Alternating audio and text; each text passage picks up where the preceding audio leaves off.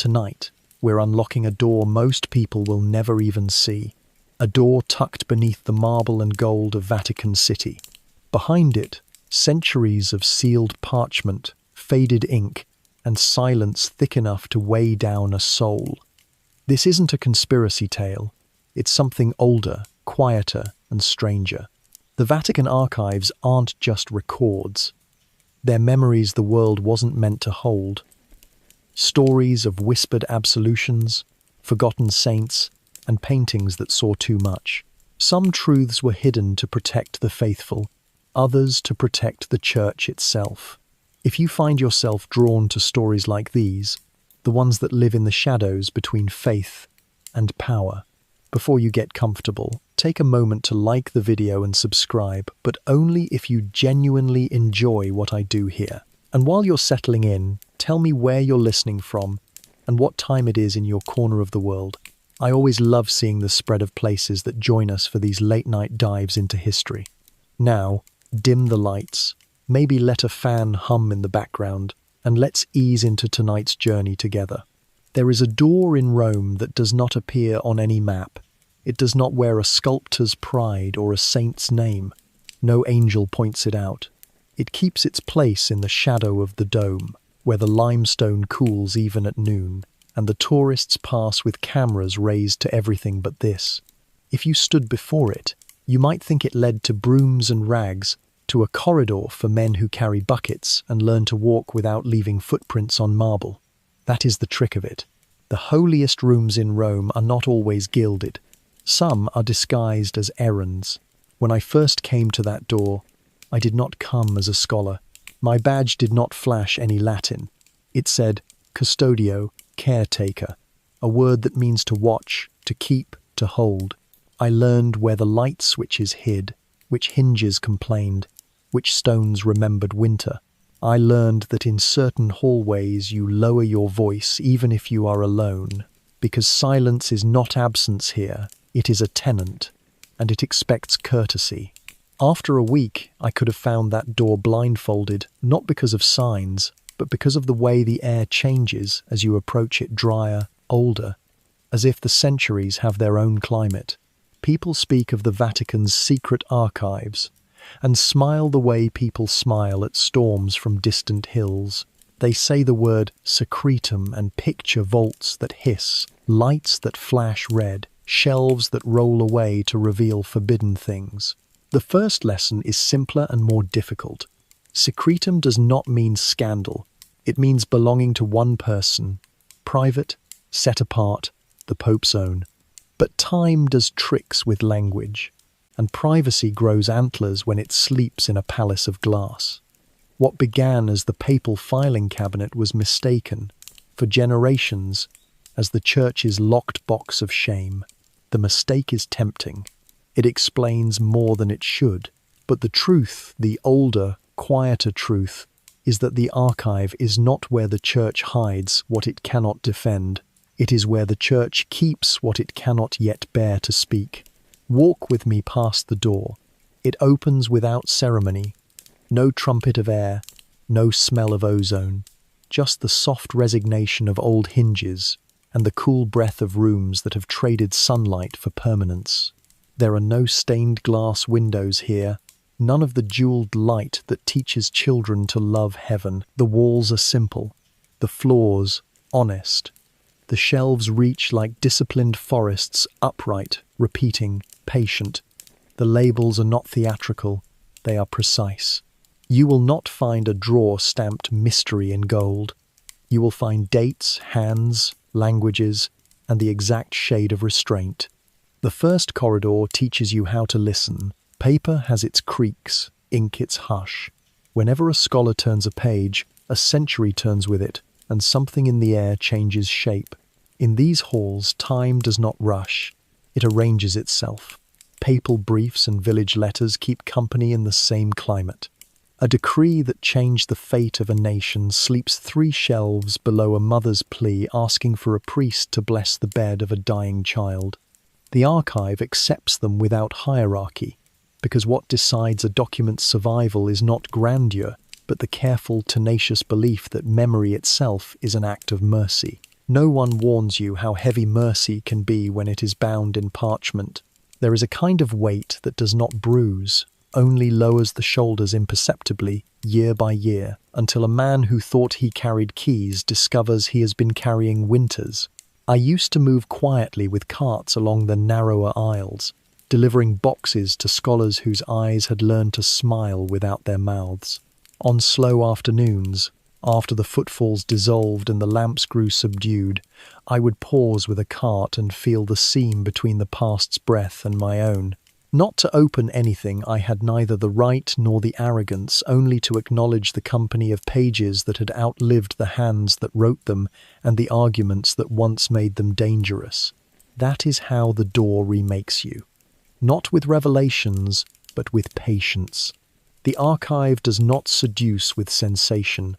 It invites you to notice how many of history's catastrophes are recorded in careful hands, how many of its miracles are folded, how many of its apologies were written but never sent.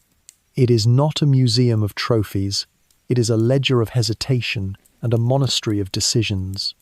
The air tastes of ink long finished and of dust that keeps its promises.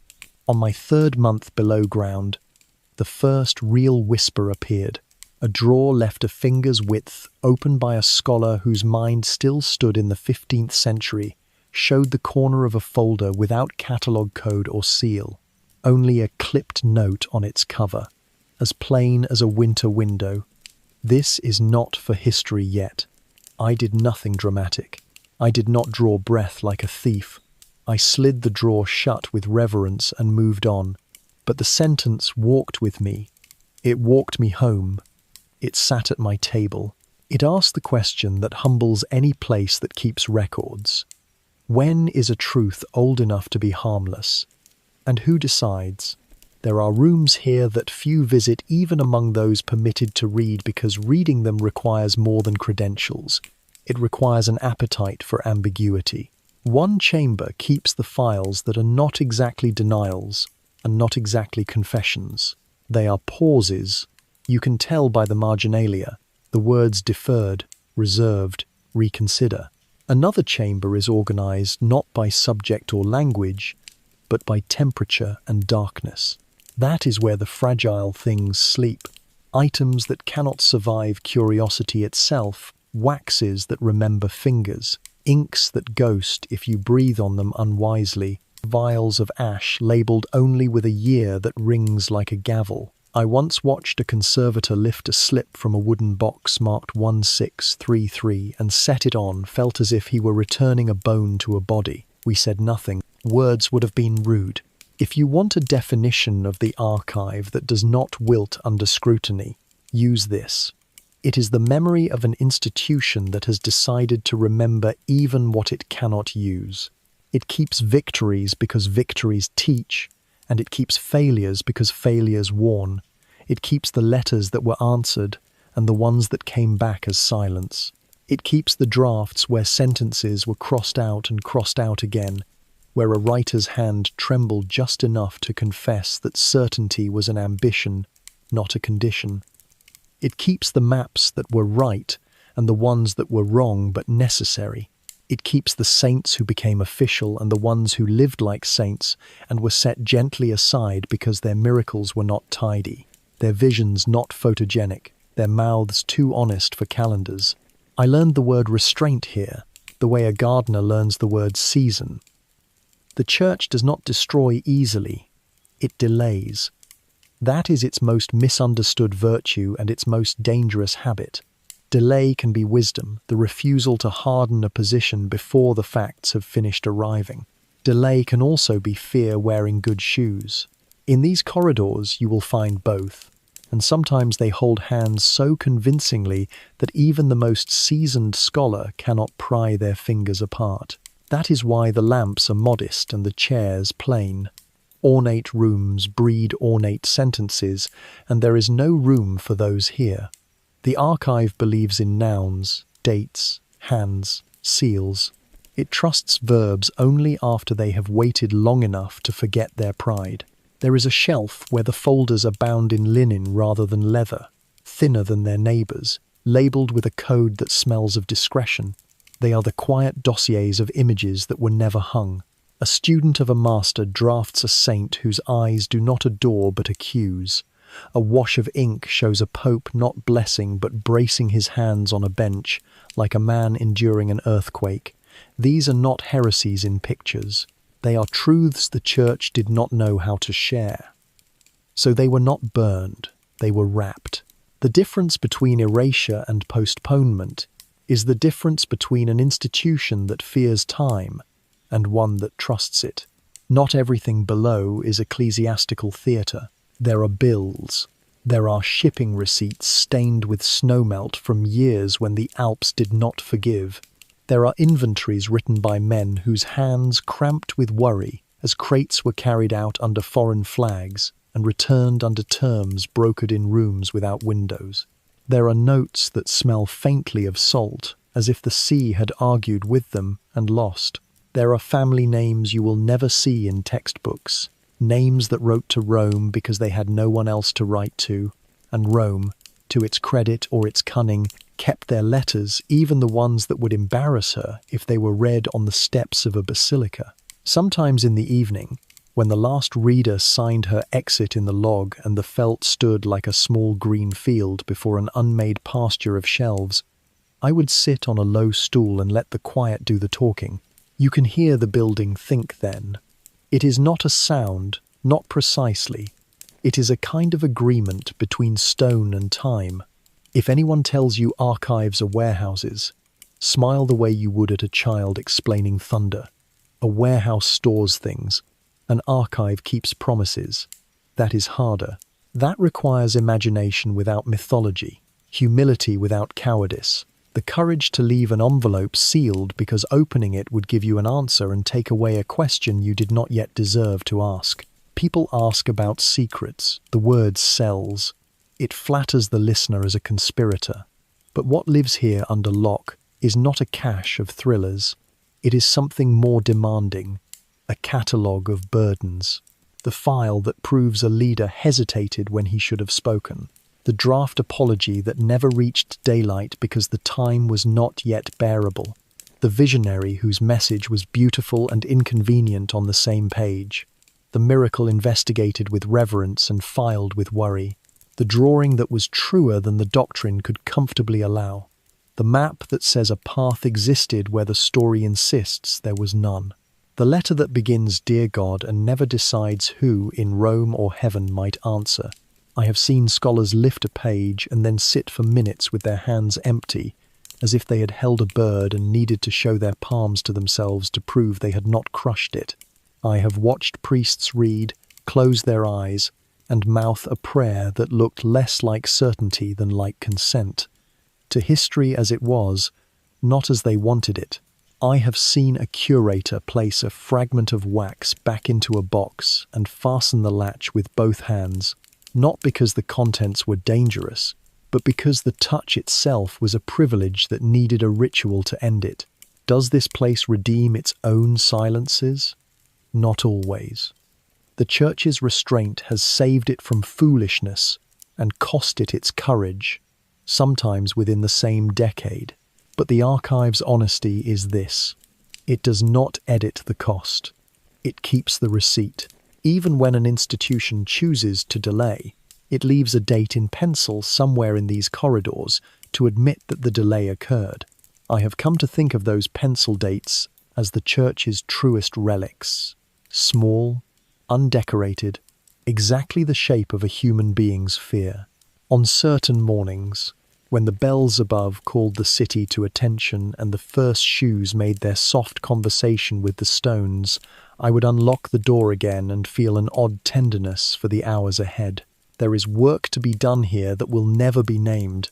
A page will be flattened, a corner mended, a binding coaxed back to trust. A letter will be retrieved for a pair of careful eyes, then returned to its sleep. Perhaps nothing capital H historic will occur. Perhaps the world will remain outside, noisy and proud, not caring what patience accomplishes beneath its feet. That is fine. There are vocations that depend on applause, and there are vocations that depend on breath. The archive belongs to the second kind. If you listen long enough, you will hear the sentence that runs like a watermark through these rooms. The church remembers everything. It does not mean the church tells everything, or that it tells it when we wish. It means there is somewhere behind a lock that is less iron than discretion, a shelf where what could not be spoken is kept until it can be borne. And if that promise feels infuriating, consider the alternative. Forgetting is a luxury reserved for the unaccountable. Whatever else the church has been in its long performance of power and prayer, it has not let itself forget. The door without a name is proof. Once, as I was turning out the lamps, I paused before the first hinge of the first room and looked back. The long aisles held their breath like a choir waiting for a conductor's hand. For a moment it felt as if the place looked back at me thousands of pages with a single gaze.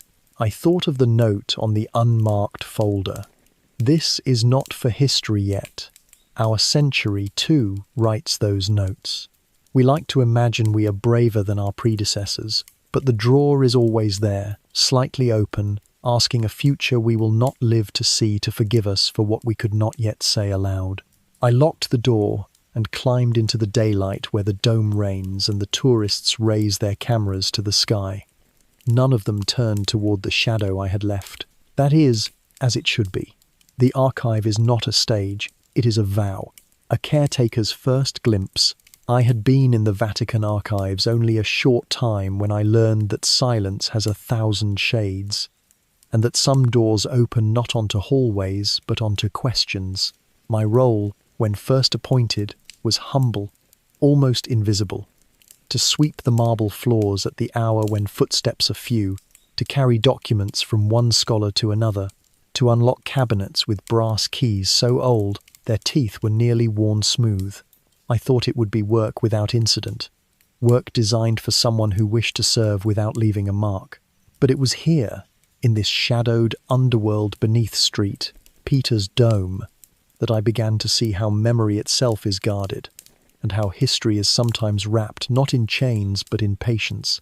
At first, my days were unremarkable. The stone corridors had a rhythm all their own. Morning began with the sound of locks turning, the scrape of chairs being drawn to reading tables, and the faint rustle of pages as scholars began their ritual of unearthing centuries with their fingertips. My job was to move among them unnoticed, to oil hinges so drawers opened without a groan, to carry carts stacked with boxes tied in ribbon, to ensure that the lamps glowed steadily so that ink could be read without strain. I became, in those weeks, a shadow among shadows, a custodian of dust and order, but even in silence, the archives speak. It was there, in a corner few visited, that I encountered the first true whisper of the work I had joined. I had been tasked with retrieving a box of correspondence from the 17th century, letters concerning a dispute between bishops in France. It was routine, the sort of errand given to a newcomer still learning how to navigate the labyrinth of shelves. Yet when I arrived, I noticed one drawer not fully closed. Its brass handle jutted out slightly, like a finger beckoning me nearer. I thought little of it at first.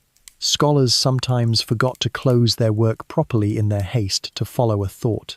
But as I slid the drawer shut, my eye caught the corner of a folder without any of the usual cataloguing codes or papal seals. The cover was plain, unmarked by official hands, but across it, in careful Latin, someone had written, "Hoc nondum historia est." This is not for history yet. I froze. The words seemed to tilt the air itself. For a long moment I simply stood there, my hand still resting on the wood, feeling the weight of what I should do.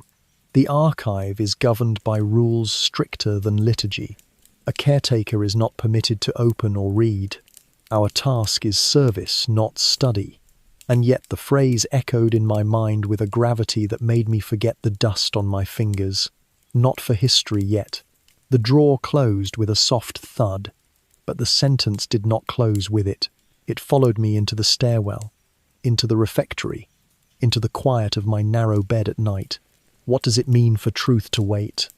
The question would not leave me.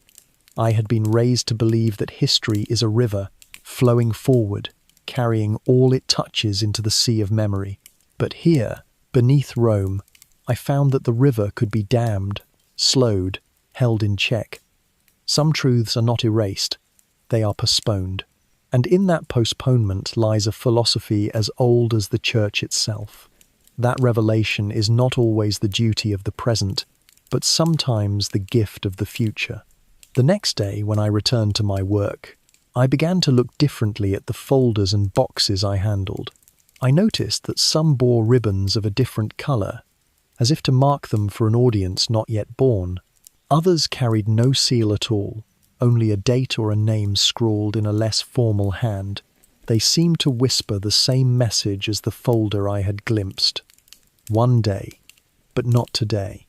I realized that what I had stumbled upon was not an isolated note, but part of a larger practice. The Vatican does not throw away what it fears. It waits. That waiting became clearer in the weeks that followed. I observed how scholars approached their work not with the urgency of treasure hunters, but with the reverence of pilgrims. They requested boxes as if asking permission from the centuries themselves.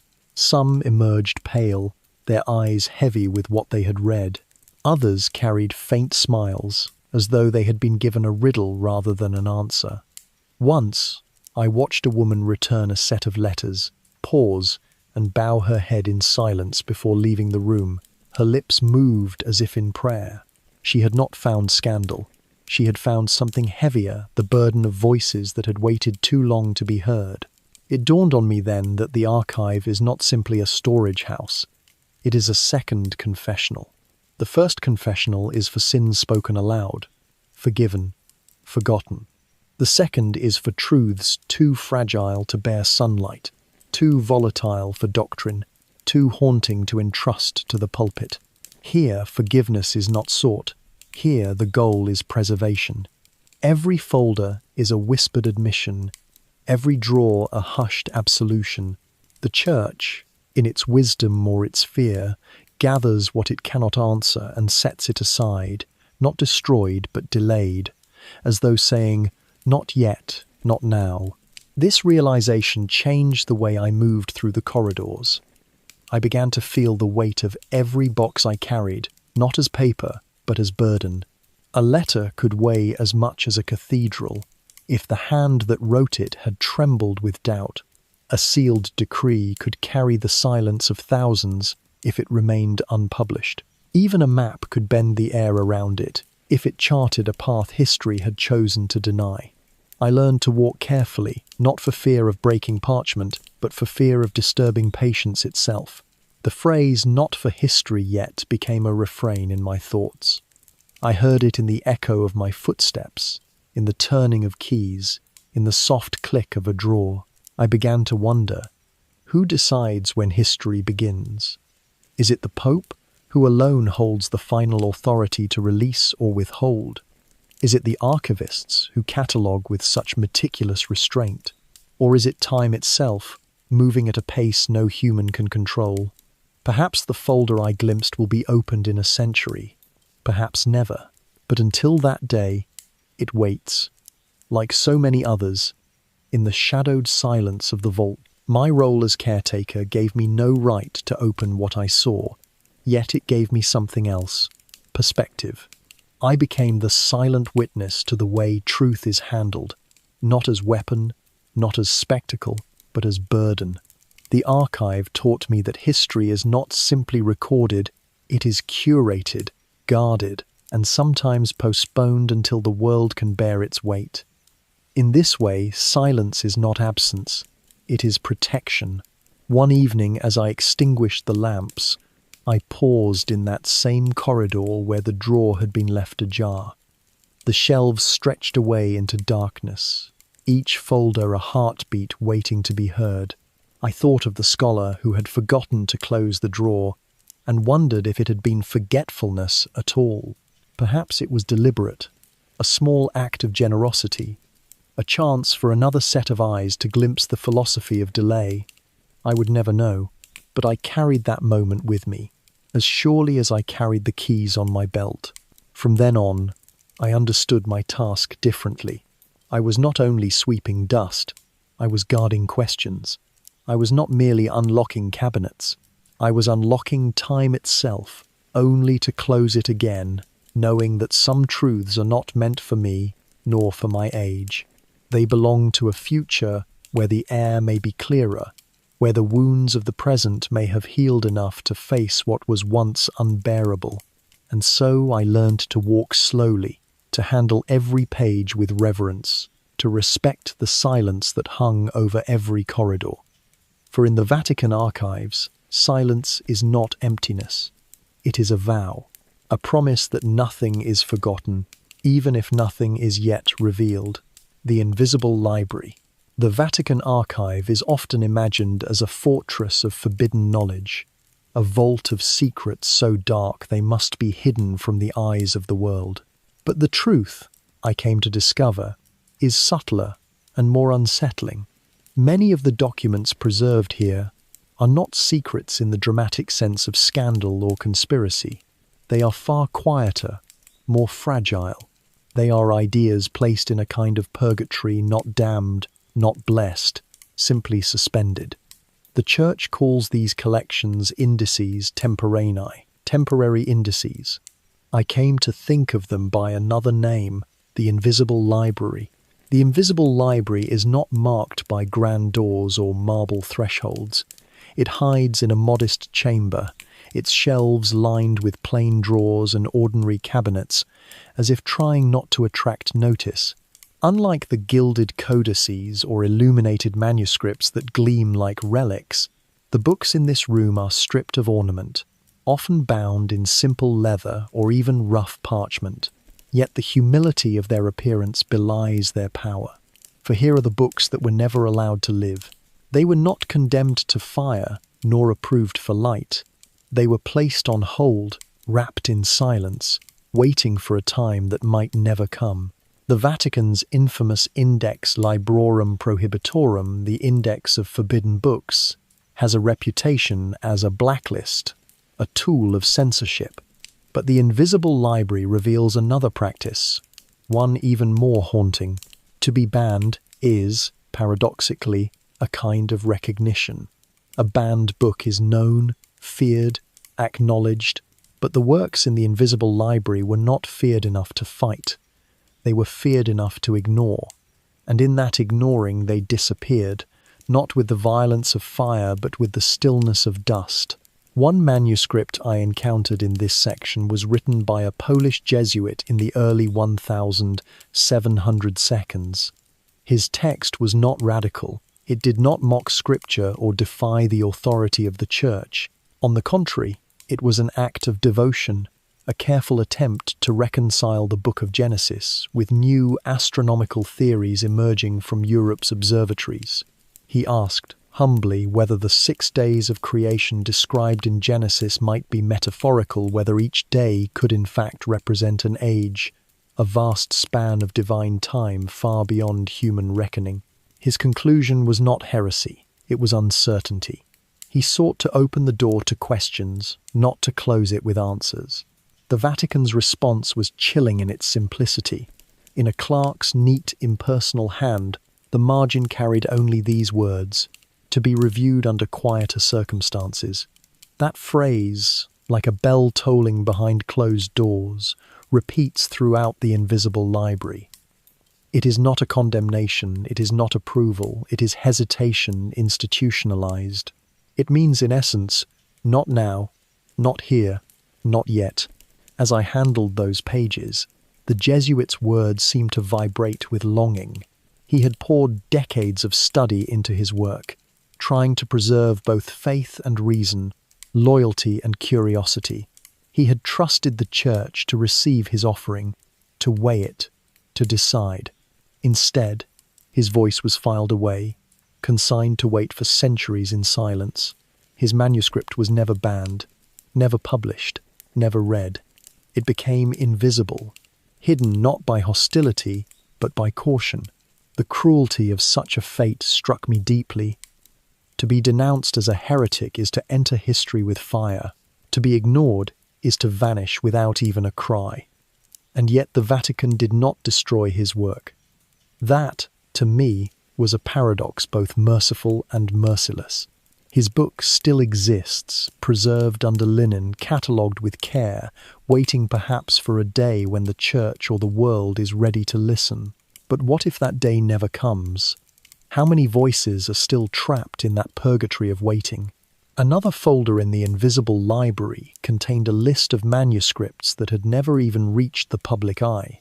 These were books written by priests, monks, even bishops' men who had given their lives to the Church, who submitted their writings with trembling hands and letters of devotion. One letter accompanied a thick manuscript on ecumenical theology, written by a Benedictine abbot in the 17th century. His pages argued that Catholicism might learn from the devotion of Protestants, not in doctrine, but in personal piety, in the intensity of their prayer. He wrote with reverence, not rebellion, yet the reviewer's note was blunt, brilliant, but untimely.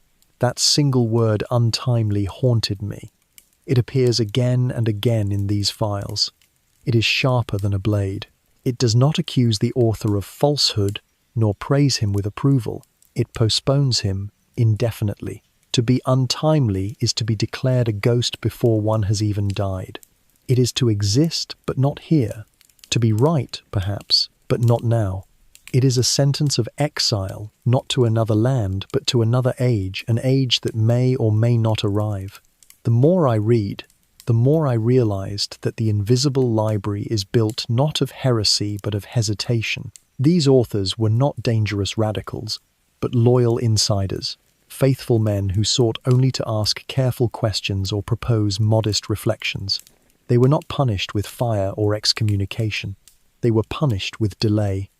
And perhaps that is a harsher fate, for at least the heretic's name lives on in memory, while the untimely author is forgotten, his work suspended in silence until history itself dissolves. Sometimes, though, the notes in the margins revealed a glimmer of sympathy. In one manuscript on natural philosophy, written by a Dominican friar, the reviewer scribbled quietly in Latin, moved by his courage, but cannot endorse. Another file carried a brief plea written by the author himself. Decades of study, decades of service to God, and I beg only that my work not be lost. And beside it, the Vatican's verdict, untimely. Those pages cut deeper than any condemnation. They revealed not malice, but timidity. The Church could not denounce such faith, yet it could not embrace it either. And so the books were shelved, folded into drawers where they would gather silence for centuries. I began to think of these books as living beings. Each was a child left on a doorstep, unclaimed, waiting in the cold. Each had a heartbeat trapped in ink, a voice that had spoken only once and been told to wait forever. I could almost hear them whisper as I passed through the chamber, a chorus of questions suspended in mid-air. Why not now? Who will hear us? When will it be our time? The invisible library taught me something unsettling, that history is not only shaped by what is said, but by what is silenced. A single marginal note, untimely, speculative, too sympathetic, to be reviewed later can decide whether a thought enters the bloodstream of human memory or vanishes into obscurity. These decisions were not dramatic, but they were final. They reveal that history is not only a story of battles and councils, but of drawers closed quietly in the dark. What haunted me most, though, was the thought of the men behind these books. The Jesuit who asked whether creation might unfold in ages rather than days. The abbot who dared to find value in Protestant prayer. The friar who reconciled theology with nature. Did they die thinking their words had been wasted? Or did they hold to the faint hope that the Church had not destroyed their work, but preserved it for some future age? And if so, does that hope still live, centuries later, in these drawers where their manuscripts lie wrapped in linen as though waiting to be born? The Church's decision not to destroy these works, but to preserve them quietly, suggests a philosophy deeper than censorship. It suggests that the Vatican believes time itself can act as a purifier. What is too dangerous today may be harmless or even necessary tomorrow. What is untimely now may one day become timely. And so the works are not burned, but kept safe, hidden like seeds buried in cold soil, waiting for the spring of some future century. This gave me chills. For if the invisible library is true, then history itself is not fixed. It is unfinished, waiting. Our present age may believe we know the past, but we do not. For locked in drawers are voices that could change the way we see everything if only they were heard. The Church, perhaps wisely, perhaps fearfully, has chosen to wait. I left that chamber many times with a heaviness I could not shake. I thought of the shelves not as storage, but as a graveyard of unborn books. Each manuscript a ghost, wandering unseen, whispering its questions to the stone walls. And yet, perhaps, that is their purpose. The Vatican does not discard questions. It shelters them. It guards them not for itself, but for a world not yet ready. The invisible library is not a prison. It is a waiting room, a purgatory of thought. Miracles behind locks. There is a cabinet in the Vatican archive that looks so ordinary, so unremarkable. You might mistake it for something better suited to a school library than to the vaults of the Catholic Church. It is small, metallic, dented on the side, with no gilded handles, no ornamentation, not even a Latin inscription carved on its face. It sits against the wall like an afterthought. Visitors pass it without notice, drawn instead to the more impressive oak drawers, the leather-bound registers, the sealed cases whose brass locks shine with centuries of handling. And yet, within this modest cabinet lies one of the most quietly devastating collections I ever discovered. It contains not scandals, not decrees, not theological battles, but something far stranger. Reports of miracles that were never approved.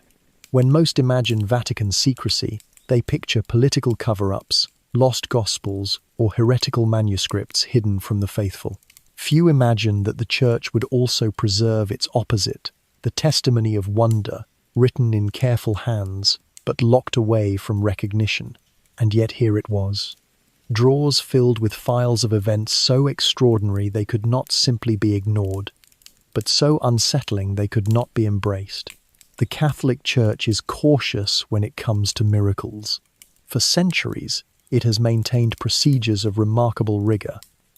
Investigations conducted by local bishops, commissions of theologians, medical examiners, committees tasked with distinguishing between true divine intervention and human error, superstition, or fraud. The process is long, sometimes spanning decades.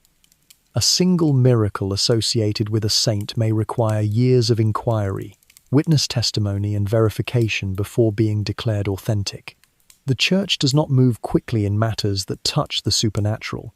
And yet, what I found in that cabinet revealed another layer of the process one almost never spoken of. These were not cases of fraud.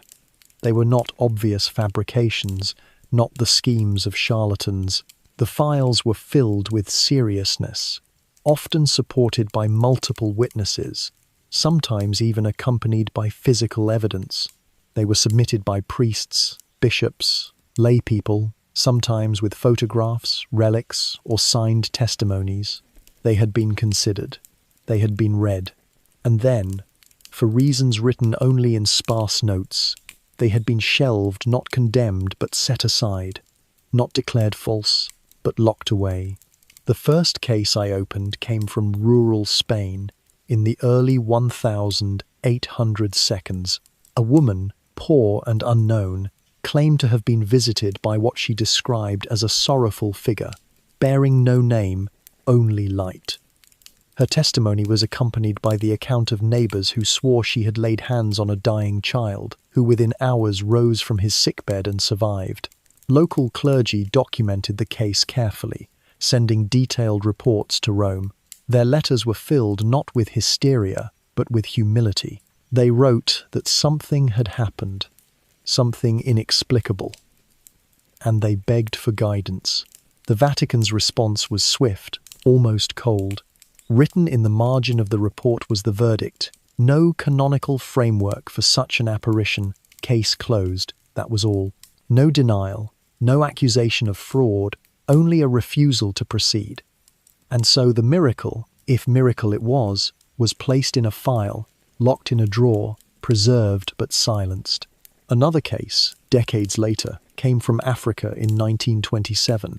A group of villagers claimed that during a devastating drought, a priest led a procession carrying a relic said to belong to a little-known saint. That very night, rain fell not only on their village, but across the surrounding regions. Witnesses wrote of the joy, the fields turned to mud, the faces lifted to heaven. The priest himself submitted his report reluctantly, admitting in his letter that he feared it would not be well received in Rome. His fear proved justified. The Vatican's conclusion: culturally influenced, not to be pursued. And so the rain and the joy it brought was catalogued not as divine, but as ambiguous, filed away, never declared false, never declared true. What struck me as I read case after case was not deceit, but discomfort. These miracles did not fit the patterns Rome preferred. They were too strange, too unfamiliar, too uncontained. The apparitions did not align with established saints. The healings did not follow the expected frameworks. The timing was wrong, the location was awkward, the witnesses too humble, and rather than risk confusion or division, the Church chose silence. And yet, what haunted me most was this: the miracles were not discarded, they were preserved. The Vatican could have destroyed the files, dismissed them as irrelevant, buried them in obscurity. Instead, it kept them carefully catalogued, labelled, locked away, not because they were false, but because they might be true. That realization changed the way I read every page. These drawers did not hold failures, they held possibilities too fragile to expose. Each file seemed to whisper, not now, not yet, perhaps one day. One folder contained a testimony from the mountains of Italy during the cholera outbreaks of the 19th century. A group of nuns reported that a vision of the Virgin Mary had appeared to them in their chapel, urging them to pray not for healing but for endurance. The sisters prayed as instructed, and though the cholera claimed many lives, the convent itself was spared. Their report was detailed, signed by multiple witnesses, yet the Vatican's response was brief. Unverified. May cause scandal if publicized. The file was closed but not destroyed. Another account, more recent, described a young boy in South America who claimed to have dreamed repeatedly of a church collapsing during an earthquake. His warnings were ignored. Weeks later, an earthquake struck. The church he described collapsed. The boy survived, though many perished. His parish priest, troubled, submitted the account to his bishop, who in turn forwarded it to Rome. The verdict: premonition, not miracle. No action taken, and yet the boy's dream remains in that cabinet, preserved like an unanswered riddle. I began to see the pattern clearly. The Vatican does not discard wonder, it archives it. These unapproved miracles live in a strange half-light, neither embraced nor denied. They are preserved as if the Church itself does not fully trust its own verdicts, as if it recognizes that what cannot be explained today may be understood tomorrow. The more I read, the more unsettling the thought became. If these miracles are real, then the world has been deprived of them. If they are false, then why keep them at all? Their presence in the archive is itself a paradox, a confession of the Church's uncertainty. Rome is cautious about declaring truth, but it is just as cautious about declaring falsehood. And so the drawer becomes a compromise, a place where the inexplicable is kept safe until the world is ready or until the world forgets. It was not only the reports themselves that moved me, it was the tone of the people who wrote them. These were not grand theologians or famous mystics. They were priests in small parishes, sisters in forgotten convents, villagers whose names never entered history. Their words were simple, but filled with awe. They did not seek glory. They sought only understanding, only acknowledgement that what they had seen was real. And in Rome's silence, they were left with uncertainty. Yet their voices, trembling but sincere, remain. As I handled those pages, I felt an almost unbearable weight. These were not just documents. They were testimonies of hope, preserved in the same ink as decrees and papal bulls. They carried the fingerprints of people who believed they had glimpsed the divine, only to be met with silence. Their stories may never be preached from pulpits, but here, in these drawers, they still breathe. And I wondered, what does it mean that the Vatican keeps them? Perhaps it is an act of humility, an acknowledgement that even the Church cannot always judge the divine. Or perhaps it is an act of fear, a reluctance to face wonders that do not fit the categories of doctrine. Whatever the reason, the result is the same. A cabinet filled with miracles, locked away, preserved in silence. I closed the final drawer with trembling hands. The dented cabinet looked as ordinary as before, as though it had never held anything remarkable. Yet I knew that inside were centuries of testimonies, voices that had cried out with wonder, only to be told, wait. And perhaps that is the greatest secret of all.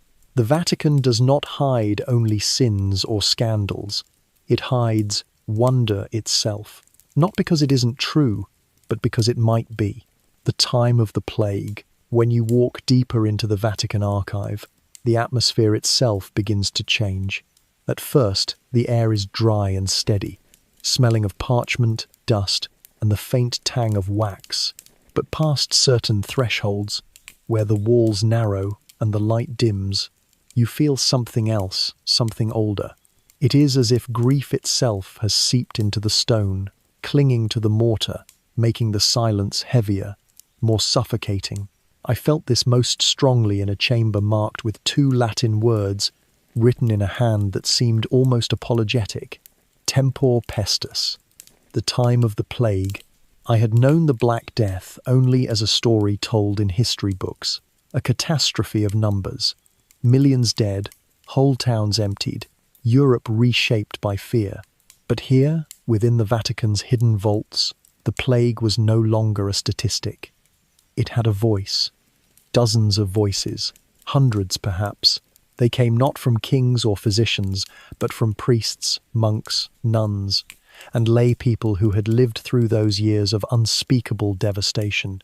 Their words, fragile and desperate, had been copied, bound, and preserved, not to instruct doctrine, not to define theology, simply because someone, long ago, believed that even unanswered prayers deserved to survive. The folders were plain, wrapped in linen, tied with leather cords. They looked almost embarrassed beside the grandeur of papal bulls and illuminated manuscripts. But when I untied the first bundle, I realized I was holding the beating heart of history. The first letter I read was dated 1348, written by a monk in a small French monastery. His hand trembled across the page, the ink blotting where he must have paused too long. "We cannot absolve the dying fast enough," he wrote. "There are no last rites, only last breaths." He described how, each morning, the survivors gathered at the chapel steps and drew names from a bowl to decide who would carry the bodies to the pit. They had turned death into a lottery, not out of cruelty, but out of exhaustion. The line that followed pierced me. We fear death, but more than that, we fear the silence of heaven. I read that line again and again. It stripped away centuries of distance, collapsing the gulf between their world and mine. These were not abstract figures in a plague chronicle. These were human beings, bewildered, terrified, crying out into a sky that remained silent. Turning the pages, I found letter after letter that echoed the same theme. Priests begged Rome for guidance, but no guidance came. Monks confessed that their choirs had dwindled until only a single voice remained to chant the psalms. Nuns described stitching burial shrouds until their fingers bled, praying their turn would come later rather than sooner. These were not sermons. They were not written to inspire or persuade. They were raw confessions, penned at the edge of despair. One letter, unsigned, came from a town near Avignon. It recounted a scene that still chills me. Over 30 children abandoned at the steps of the cathedral, their families gone, their names unknown. The local bishop, desperate, wrote to Rome, "What should be done with them?" There is no recorded reply. But in the margin, in a smaller hand, someone later added, "They were taken in. 2 survived." That was all. 2 words, 2 survived, pressed into history like the faintest heartbeat refusing to stop. I lingered over that note, imagining those 2 children, nameless but not forgotten. They lived because someone, despite everything, refused to abandon them.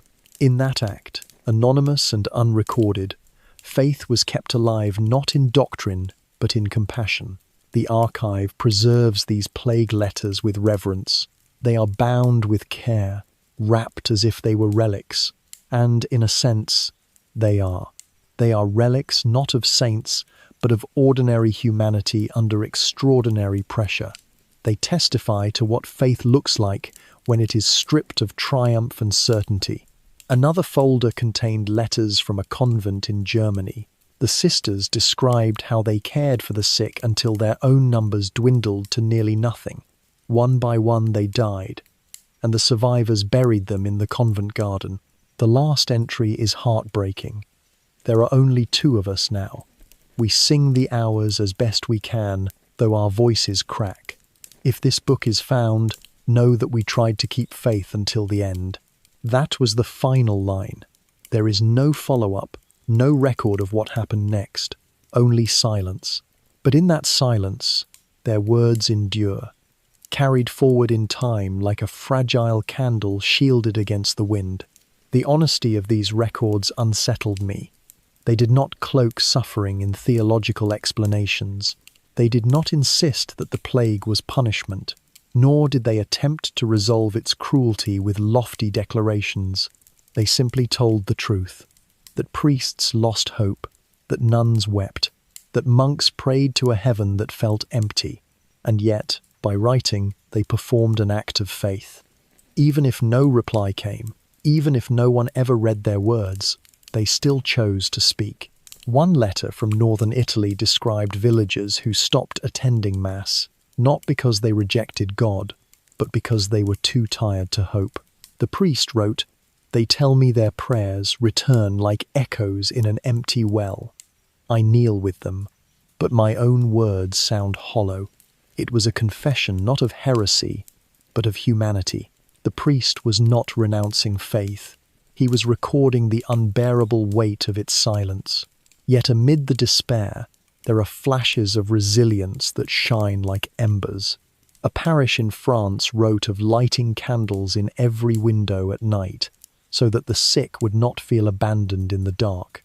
Another record tells of a priest who stood at the edge of a mass grave and sang psalms over the bodies, not because anyone had asked him to, but because he could not bear to let them descend into the earth without a song.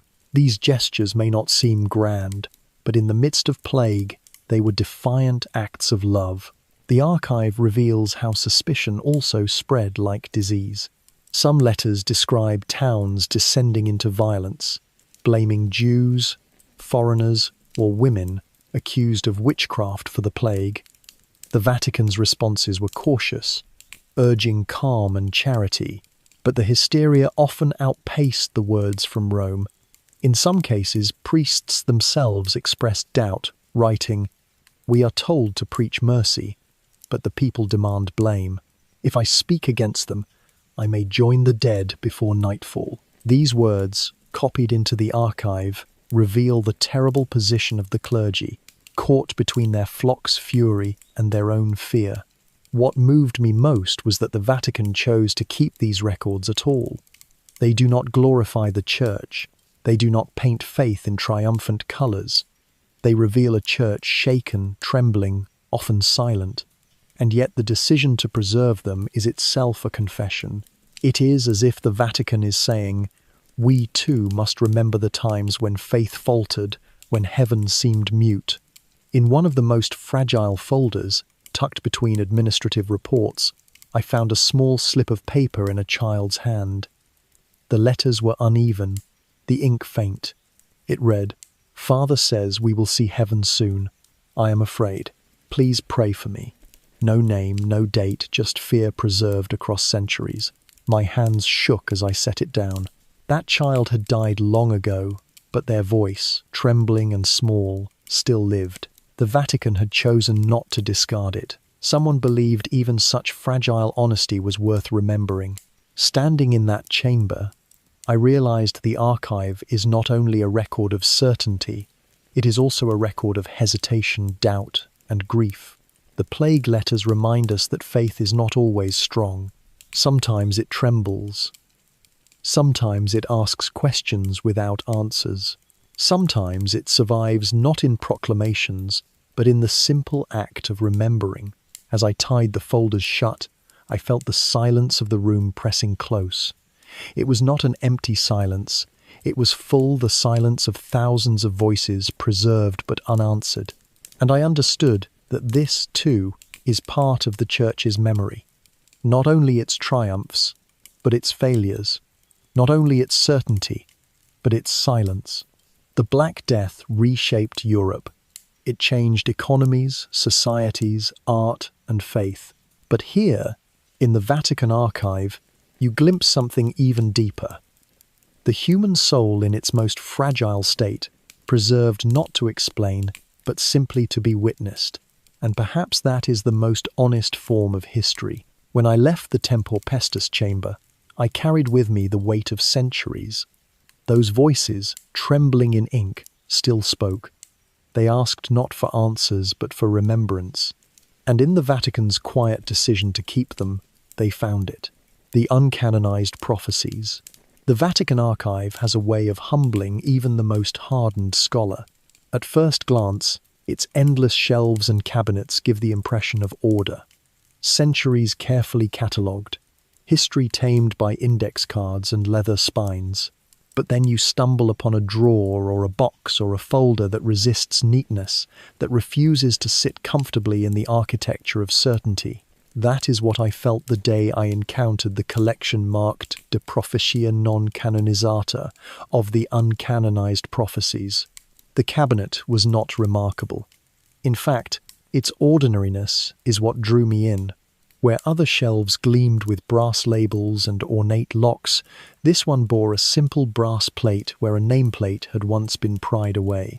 Its wood was scarred, dented, its keyhole scratched by centuries of turning keys. I expected little from it, perhaps administrative records, perhaps a set of minor correspondences. But when I unlocked it, I found 5 folders wrapped, not in the usual linen or ribbon, but in thin strips of black cloth. They looked less like documents than like books in mourning. I untied the first strip carefully, as though the cloth itself were fragile. Inside lay parchment, delicate and yellowed, written in a hand that shook with age. Across the top of the first sheet was a title, A Vision from the Desert.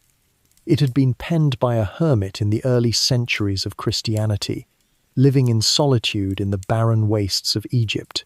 His words were fragmented, punctuated by pauses where hunger or exhaustion must have claimed him.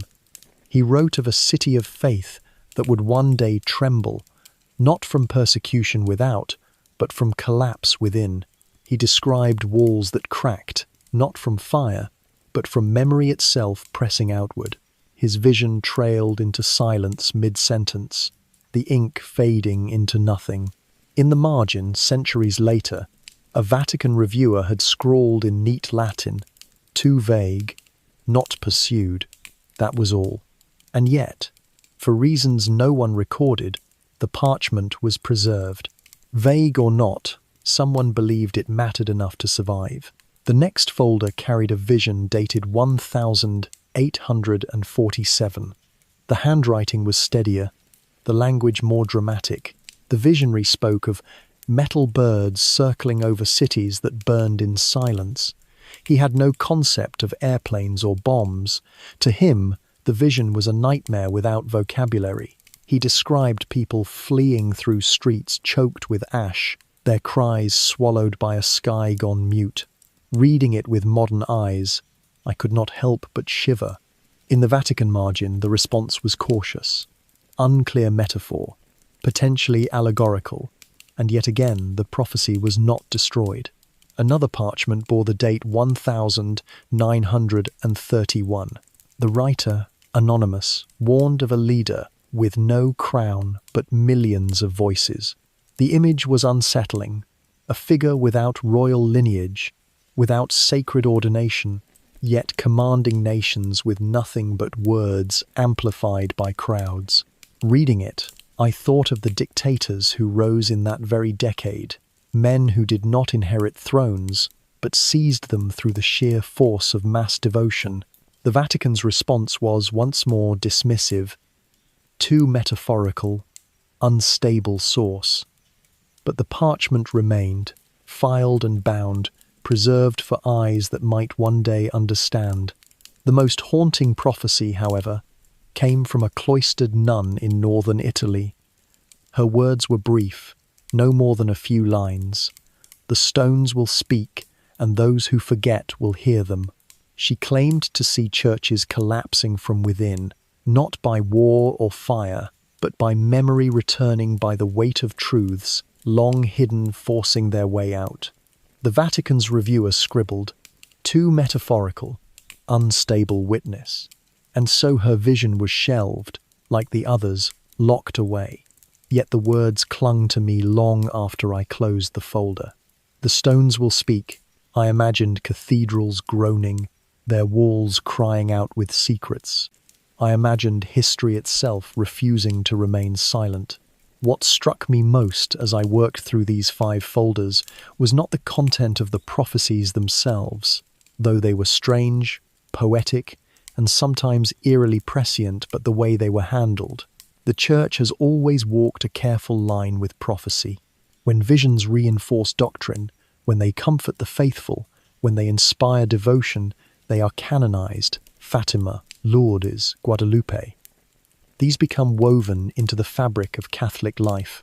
But when visions disturb, when they hint at failure or reckoning, when they speak of collapse or silence, they are set aside, not denounced, not embraced, shelved.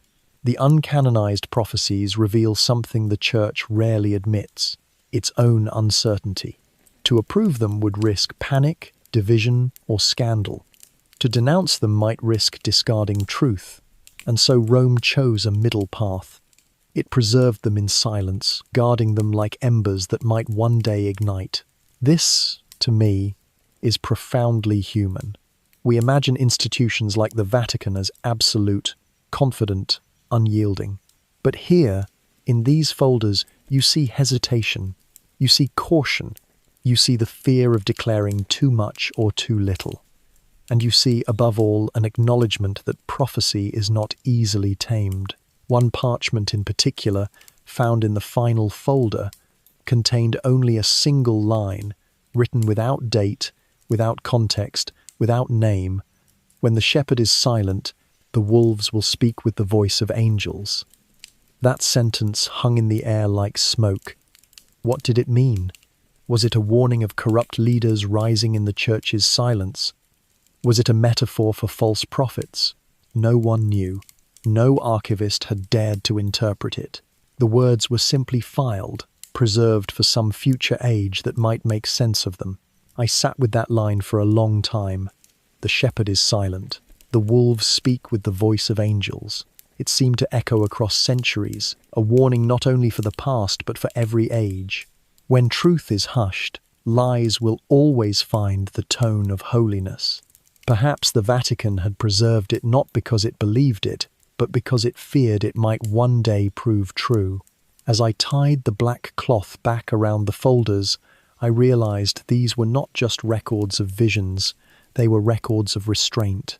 The Church had chosen not to destroy them, but also not to declare them. It had chosen to wait. And waiting, I understood, is its own form of faith, or perhaps its own form of fear. The uncanonized prophecies whisper a difficult truth, that history is not only made of certainties, but of hesitations. These visions are not dogma, but they are part of the memory of faith. They remind us that the divine may speak in voices too unsettling to embrace, too strange to share. And yet they are preserved, so that one day, if the stones ever do speak, the record will show that someone heard them long ago. Leaving that cabinet, I felt the silence of the archive differently. It was not the silence of absence, but the silence of voices waiting, voices that might still be speaking, even now, to those willing to listen, the prayer of disillusionment. Among the countless shelves of the Vatican archive, some discoveries arrive not with grandeur, but with simplicity so stark, it feels almost brutal. No gilded bindings, no ancient seals, no dramatic inscriptions, just a plain envelope, yellowed with age, its edges curled, its paper thin as dried leaves. Across the front, in a hurried hand, a single word was written, "Ad Micah," to whom it is not addressed. Inside was a single page. No signature, no date. The handwriting uneven, rushed, the ink darker in some strokes, as though the writer's hand had pressed harder in frustration. It was not a letter. It was not even a formal prayer in the style of the liturgy. It was something else, raw, personal, desperate. A confession without priest, a cry without congregation. The opening line was almost unbearable in its honesty. "I no longer know who I speak to when I kneel." I read that line again and again, feeling the ache of centuries collapse into a single sentence. Here was not heresy, not rebellion, but exhaustion, the kind of exhaustion that comes when belief no longer answers back. The writer described years of service, years of silence, years of watching decisions made behind closed doors, each one dressed in incense and ceremony, yet each one felt as delay, disguise, deflection. "We dress our answers in robes and incense," the page continued, "but behind them, I hear only delay." The words carried no anger.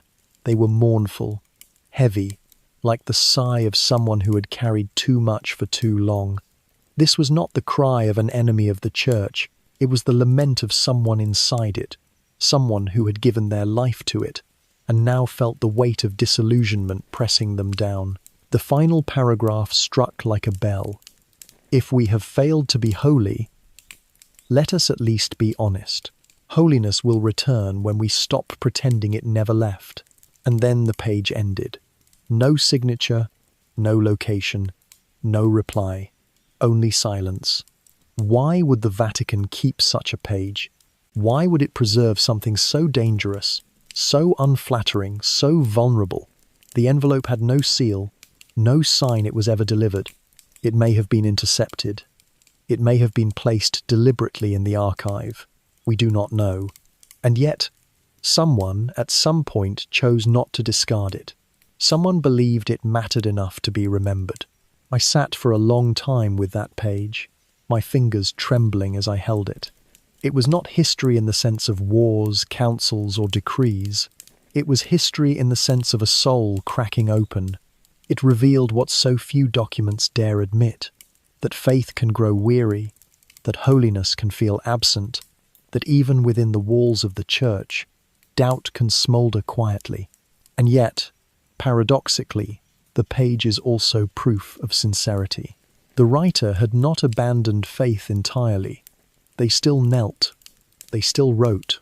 Their lament was not a rejection of God, but a desperate plea for truth.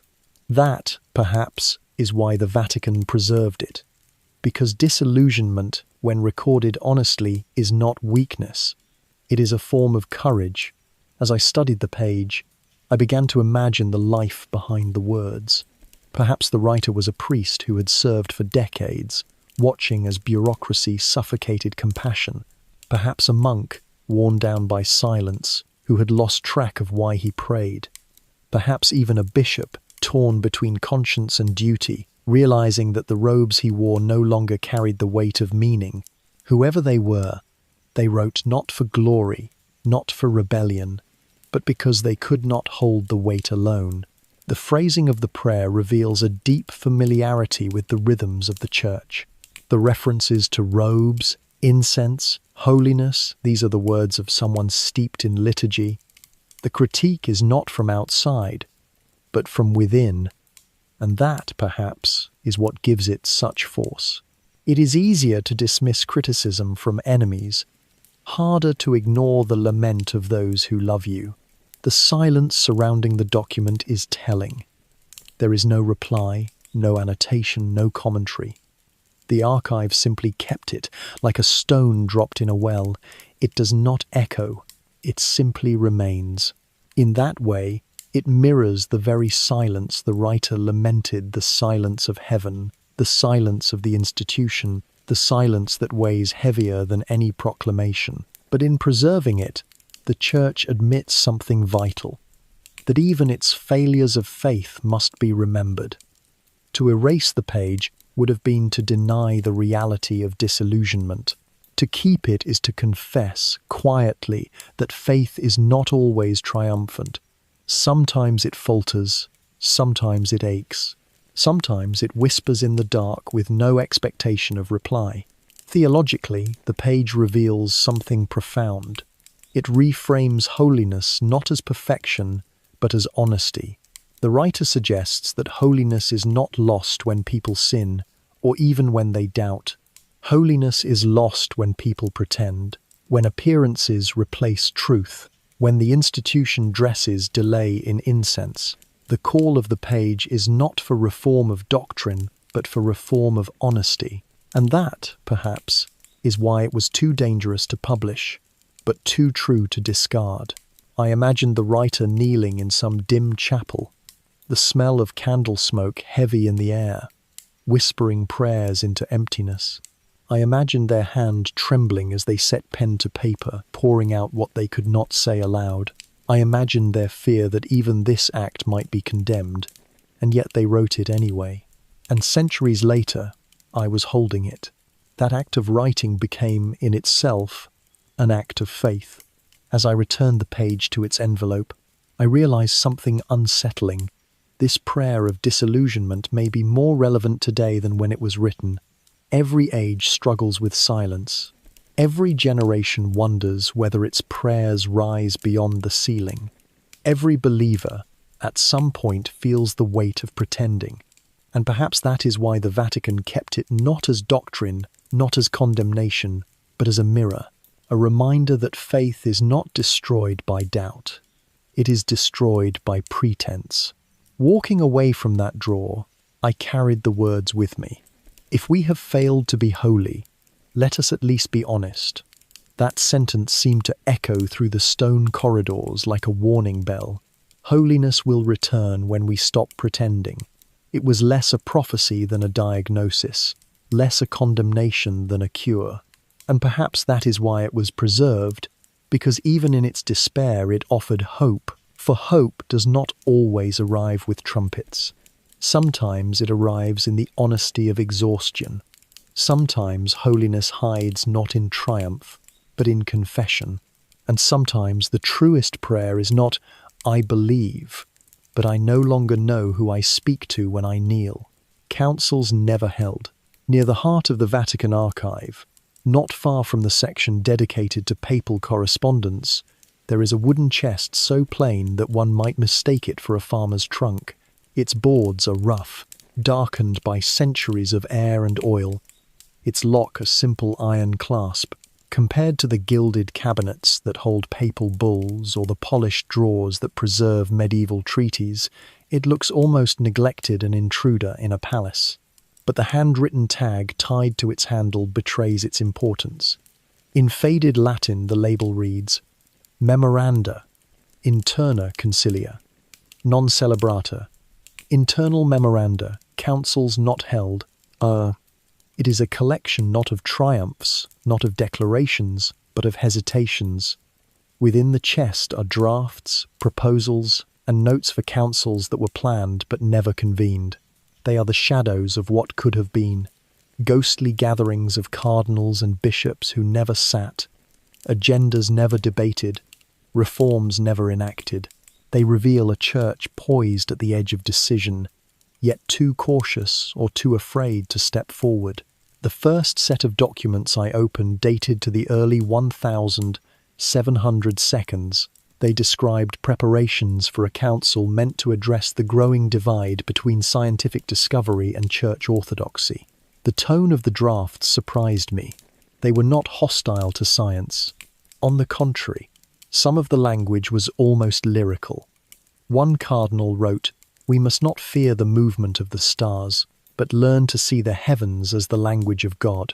The proposed agenda included sessions on astronomy, natural philosophy, and even the integration of new astronomical findings into theological education. Had this council taken place, it might have reshaped the relationship between the church and science centuries before Galileo's rehabilitation. But it did not. The final page bore a handwritten note in red. Perhaps the time will be right after another century. The council was postponed, then forgotten. The silence of delay proved stronger than the courage of curiosity. Another folder contained notes from the 1930 seconds. These were more urgent, more political. They proposed a council to address the rise of authoritarian regimes in Europe, fascism, nationalism, the growing shadows of totalitarianism. The drafts argued that the Church should issue a declaration denouncing political absolutism, warning Catholics not to give loyalty to state over conscience. One draft even suggested that the Church publicly affirm the dignity of every human being, regardless of race or nation, as a divine truth. Reading those pages, I felt a pang of grief. For here was a church that might have spoken against tyranny before war engulfed the world. Here were words that could have sounded like thunder in the 1930 seconds, words that might have offered courage to those struggling under the weight of oppression. But again, the council never happened. The notes end with a line scrawled in the margin. World situation unstable, too risky. Silence advised. The council was abandoned. The opportunity vanished, and history moved on without it. The chest holds many such fragments. Drafts proposing councils on colonial exploitation, on the treatment of indigenous peoples, on the role of conscience in modern democracy. Each one begins with hope, with vision, with cautious bravery, and each one ends with hesitation. Some bear the word suspended, others simply trail off into blank pages. They are breaths never exhaled, thoughts never spoken aloud. What haunted me most about these ghost councils was not their failure, but their honesty. The documents reveal a church that recognized its challenges clearly. The bishops and cardinals who wrote these drafts were not blind. They saw the cracks forming, the dangers looming. They named them with clarity. But clarity is not the same as courage. Time and again, the Church chose delay over declaration. Doctrine must move slowly, power even more so. And yet, paradoxically, the decision to preserve these drafts is itself a confession. By keeping them, the Vatican admits its own silences. It does not destroy the record of hesitation. It binds it, stores it, and leaves it for future generations to find. In doing so, it preserves not only its proclamations, but its pauses. The physicality of the documents reinforces their poignancy. Some are written on parchment, others on thin 20th century paper, typed and corrected by hand. Many bear stains, wax drips, fingerprints, smudges of ink. They feel unfinished, incomplete, as though abandoned mid-thought. It is like holding a breath that never escaped. One of the most striking drafts concerned a proposal in the late 19th century. It suggested a council to address the growing influence of racial pseudoscience in Europe. The draft included a firm condemnation of theories that ranked human populations as superior or inferior. It quoted scripture, "All are made in the image of God." It even included letters from missionaries in Africa and Asia, pleading for the church to speak against the racism they saw poisoning colonial rule. But in the margin of the final page was a chilling note, may be interpreted politically. Defer. The declaration was never issued. The silence of caution prevailed once again. These ghost councils reminded me that history is not only shaped by what is said, but by what is left unsaid. A single decision not to convene, not to publish, not to speak, can change the course of centuries as much as any bull or encyclical. Silence is not emptiness. It is action, an action that often weighs heavier than words. As I read, I found myself imagining the rooms where these councils might have taken place. I pictured bishops gathered under frescoed ceilings, the smell of incense heavy in the air, voices rising in debate about science, politics, morality. I imagined declarations read aloud, their words carried across Europe, reshaping thought and conscience. And then I imagined the silence instead, the rooms never filled, the debates never spoken, the declarations never made, the empty echo of what could have been. Perhaps that is why the chest felt heavier than its size. It did not contain decisions. It contained indecision. It held the weight of what the church chose not to face, what it chose to defer to another age. And in some cases, the chance never came again. The silence became permanent. Yet, in preserving these drafts, the Vatican acknowledges something profound, that its own silences are part of its story. The ghost councils are not triumphs, they are wounds. And wounds, too, must be remembered.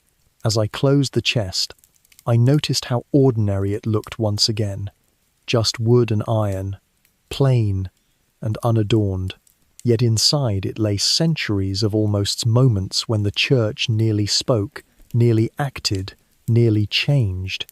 History often remembers the councils that did happen, Trent, Nicaea, Vatican I, but here, in the silence of the archive, lies another history, one made not of declarations but of delays, the ledgers of silence. There is a shelf in the archive that at first glance looks too orderly, too symmetrical, to hold anything unsettling. Row upon row of leather-bound ledgers, their spines uniform, their bindings carefully maintained. They are not ornate, no gilded edges, no elaborate crests, yet their precision gives them an aura of authority.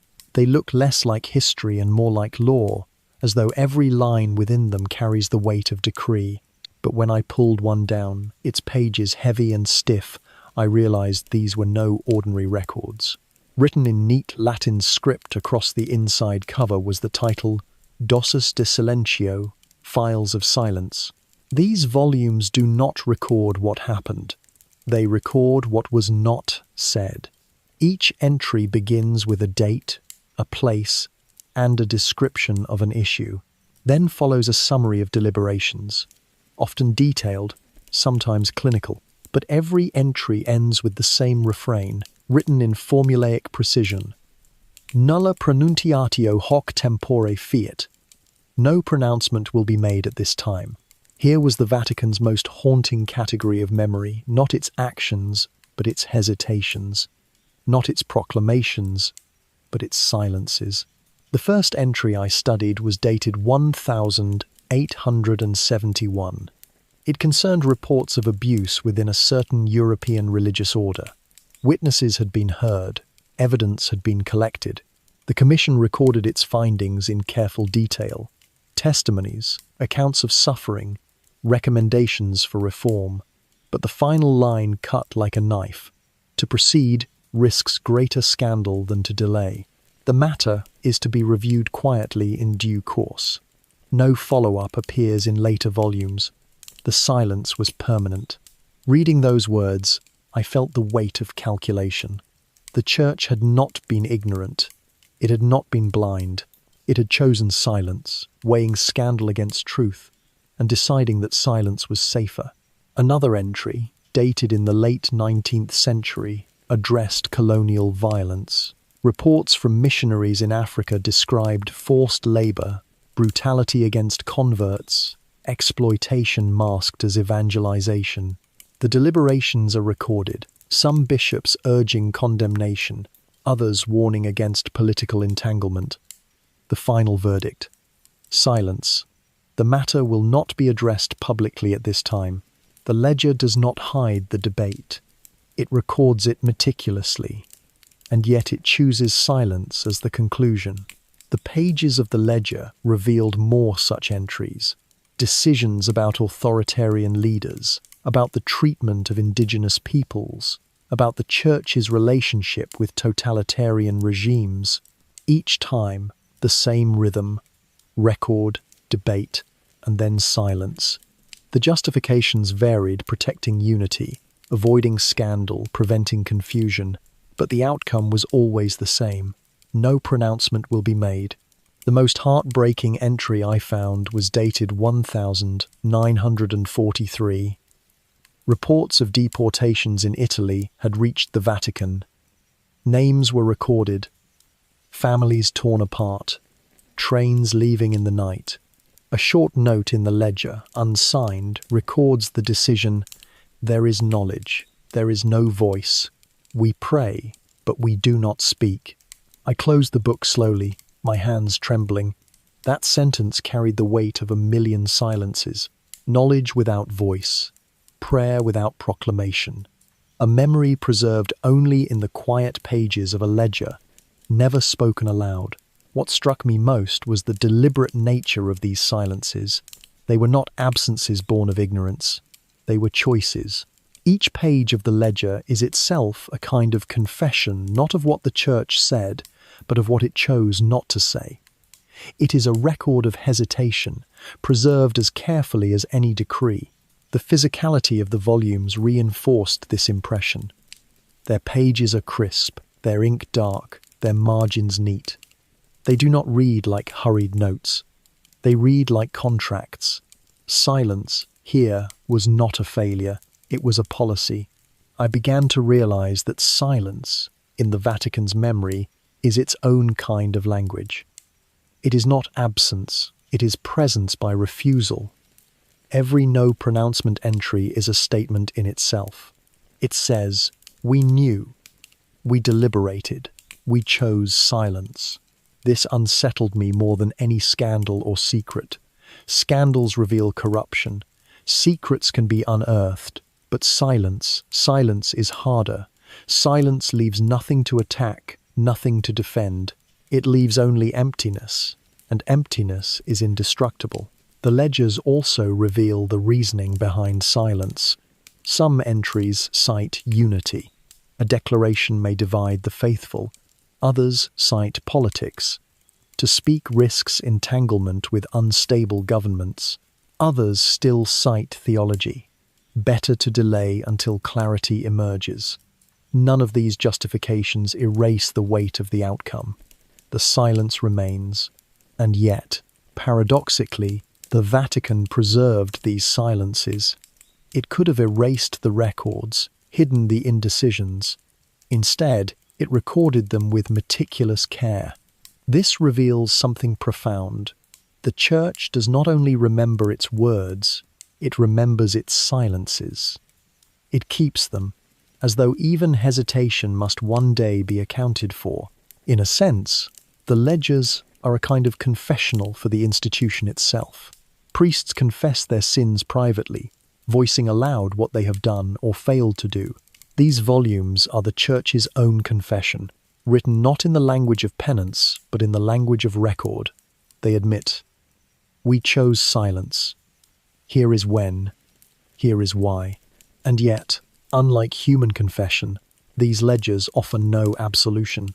They simply preserve the silence, binding it in leather, storing it on shelves, waiting for eyes willing to see. As I turned the pages, I began to notice patterns. Silences were not random. They clustered in times of upheaval, revolutions, wars, social change. It was in moments when speech was most needed that silence most often appeared. The ledgers, then, are not merely records of hesitation. They are mirrors of fear. They reveal that the louder the world roared, the more the Church sometimes withdrew into quiet. One could condemn this easily, but sitting with those pages, I felt something more complicated. These were not records of malice. They were records of fear, of caution, of human frailty wrapped in authority. The scribes who wrote them were not monsters. They were men terrified of fracture, of scandal, of consequences too great to bear. And so they chose silence, believing perhaps that silence would preserve unity. But the ledgers whisper another truth. Silence does not preserve, silence corrodes. The final entry I read before closing the ledger was brief, almost a whisper itself. It described a debate about whether to address reports of violence against a vulnerable community. The entry ended with the familiar refrain, "No pronouncement will be made at this time." But beneath it, in smaller, almost hidden handwriting, someone had added, "God forgive our silence." That line struck me harder than any decree, for here, finally, was an acknowledgement that silence itself is a burden. Someone, centuries ago, could not bear to let the page end with bureaucratic calm. They had to add their own plea, their own confession. And in that single line, the silence of the church became not only institutional, but personal. I closed the volume with reverence. The leather creaked softly, the weight heavy in my hands. I slid it back onto the shelf, its spine indistinguishable from the others. To any casual eye, it was just another book in a wall of books. But I knew better. Inside it lay voices that were never spoken, words that never reached pulpits, truths smothered not by ignorance but by choice. The ledgers of silence reveal a side of history we rarely see. They remind us that what is not said can shape the world as much as what is declared. They remind us that silence is not emptiness, it is action. And they remind us painfully that sometimes the loudest sound in history is the one never made. The saints who never were. Deep within the restricted wing of the Vatican Archive lies a cabinet unlike most others, where many shelves hold parchment bound in leather or yellowed scrolls wrapped in linen. This one is sleek, metallic, almost modern. Its lock is not brass but electronic, requiring codes rather than keys. The contrast is jarring, a whisper of technology amid centuries of candlelit memory. I was told, in hushed tones, that this cabinet was newer than most of the archive itself, installed to hold documents still considered sensitive. Inside, filed with meticulous care, are folders labelled simply, "Pending Sanctification." These are the lives of men and women once considered for sainthood, yet never allowed to reach that final step. They are not condemned. They are not forgotten.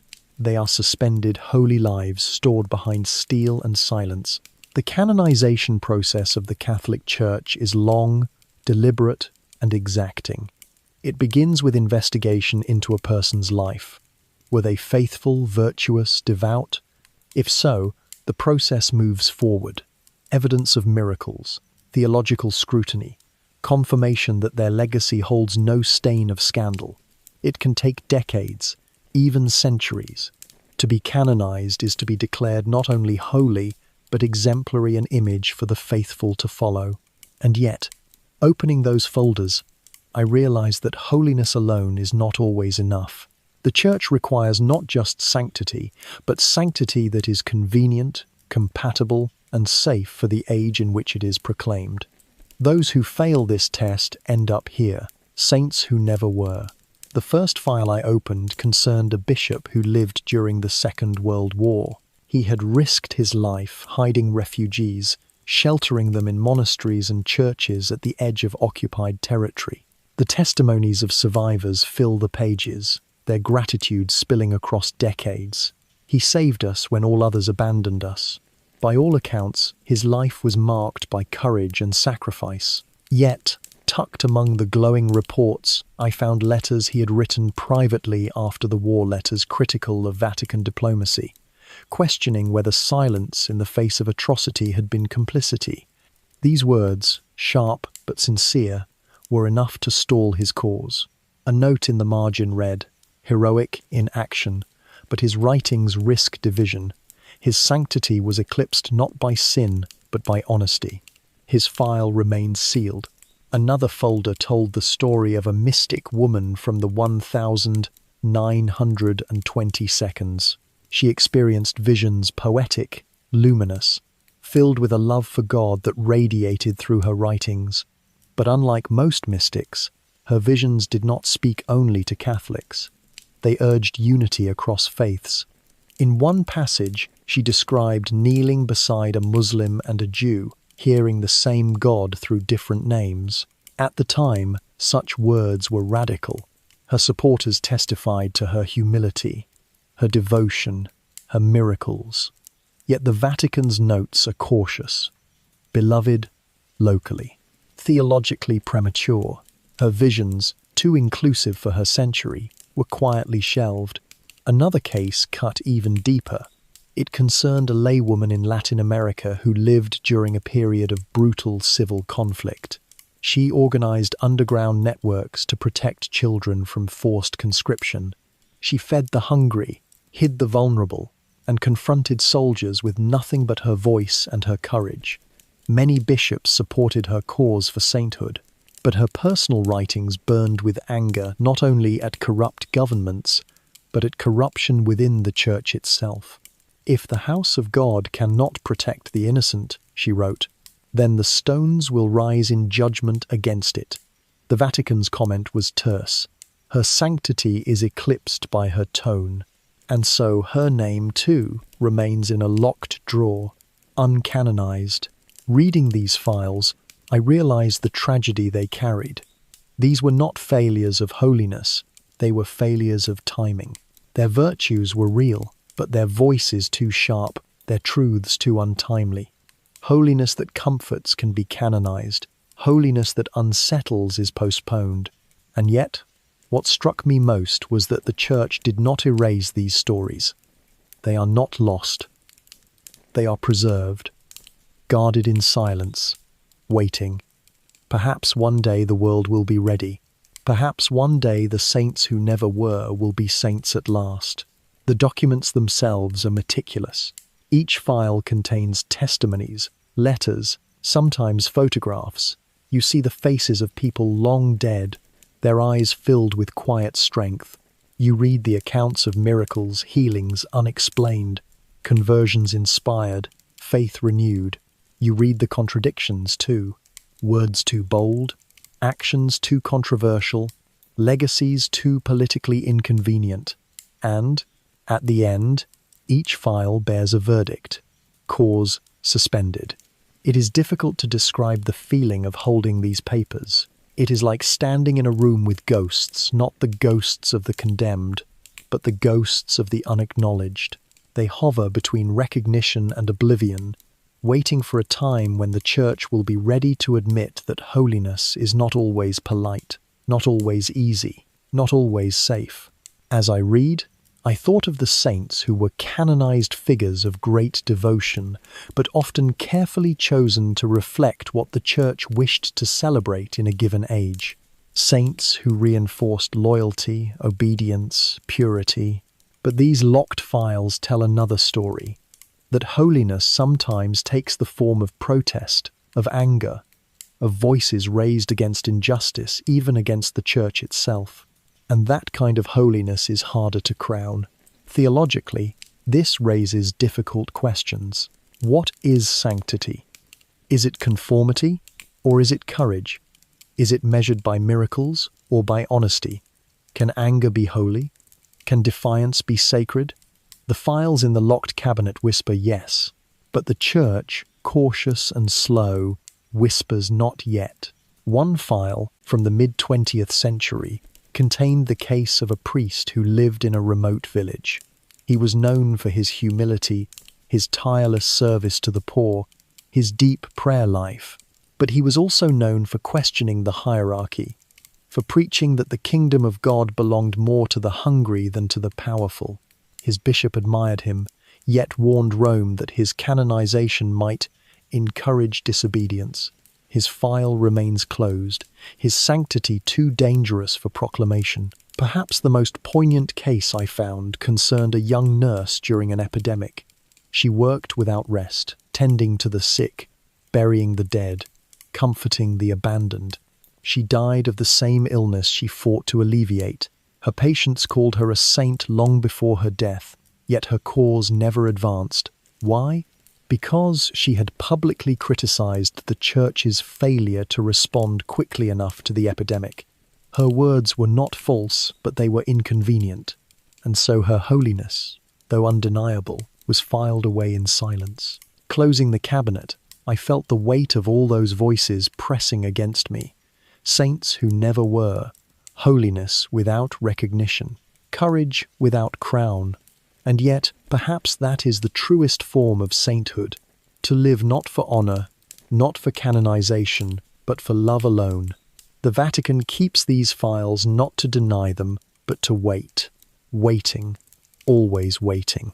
Waiting for an age when anger can be recognized as holy, when protest can be seen as faith, when courage can be celebrated even if it unsettles. Until then, the saints who never were remain here, behind steel and silence, their names written in heaven if not yet on earth. And perhaps that is the deeper truth. Sainthood is not bestowed by Rome, it is lived, and the saints who never were may already stand among the cloud of witnesses, their holiness needing no proclamation. But still, their files remain, not because they are forgotten, but because their time has not yet come. The suspended acts, among the oldest and most fragile corners of the Vatican archive, there is a dust-thick alcove where the air itself seems to hold its breath. The shelves here do not groan under the weight of great codices or shining registers. Instead, they contain thin folders, their edges uneven, their parchment curled, their bindings weak. Across the boxes is a recurring phrase, written in a careful Latin hand: Acta suspensa, suspended acts. These are not decrees carried out. They are not bulls proclaimed from balconies or encyclicals read in cathedrals. They are things left unfinished, letters without seals, declarations without signatures, decisions arrested mid-sentence. They are the breaths the Church drew in but never exhaled. Opening one of these folders is unlike reading any other archive. Where papal bulls proclaim certainty, these pages whisper hesitation. Where councils announce consensus, these sheets record division. The ink is often strong at the beginning of a document, as if confidence carried the writer's hand, but near the end the script falters, trails off, or is struck through in thick black lines. Each sheet feels like a candle snuffed too early, leaving behind smoke instead of flame. The first suspended act I examined was dated 1623. It was a draft of a papal brief intended to apologize for the execution of Giordano Bruno, the philosopher burned at the stake in 1600 for heresy. The draft was astonishing in its candor. It admitted, cautiously but clearly, that though judged heretical by the laws of his day, the man's inquiry was sincere, and for that we grieve. The sentence leapt from the page, trembling with a kind of humility rarely associated with 17th century Rome, but at the bottom of the page, a thick red line slashed across the text. Beside it, in the margin, someone had written, "Do not publish. Await further deliberation. No further draft survives." No apology was ever issued. The Church remained silent for centuries. The breath it drew in never released. Another suspended act, dated 1892, concerned the growing spread of racial pseudoscience in Europe. The draft text was bold, even prophetic. It declared that no human population could ever be called inferior, for all were made in the image of God. It warned against those who dress hatred in the garments of reason.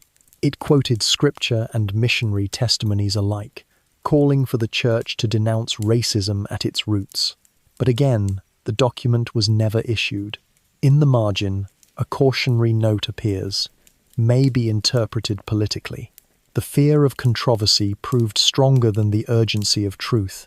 The draft was folded, filed, and suspended. Another folder contained an incomplete decree from the mid-19th century, drafted in the wake of the Industrial Revolution. It acknowledged that the rapid rise of factories and mechanization had thrown millions into poverty and suffering. The draft suggested that the church issue a statement urging fair wages, humane working hours, and protection for children forced into labor. Reading it, one could see the beginnings of what might have been a Catholic social teaching long before Rerum Novarum was published in 1891. But this earlier draft was never completed.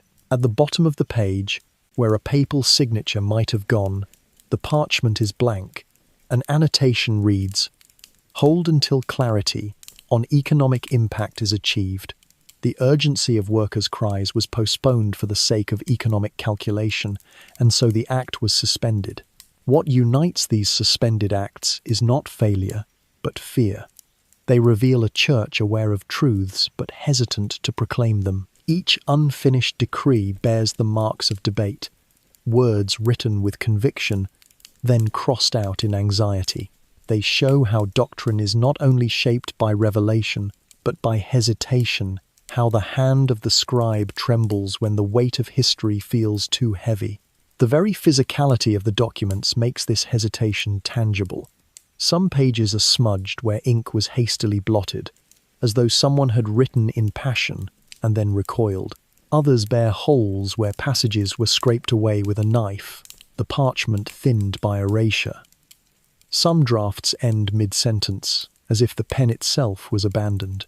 Each one feels alive in its incompleteness, a fossil of thought interrupted. Perhaps the most poignant suspended act I found was a declaration drafted in the early 20th century. It was meant to condemn the abuse of power within the church itself. The draft admitted that authority had sometimes been used harshly, that clerical privilege had shielded injustice, that reform was needed. The words were startling in their honesty, almost revolutionary, but they were never spoken. A note at the bottom reads simply, "Too destabilizing, delay indefinitely," and so the reform that might have come sooner was silenced for generations.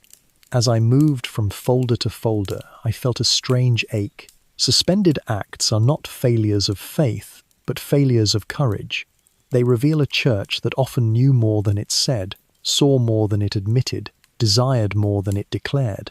And yet, because of fear of politics, fear of scandal, fear of division, it chose silence.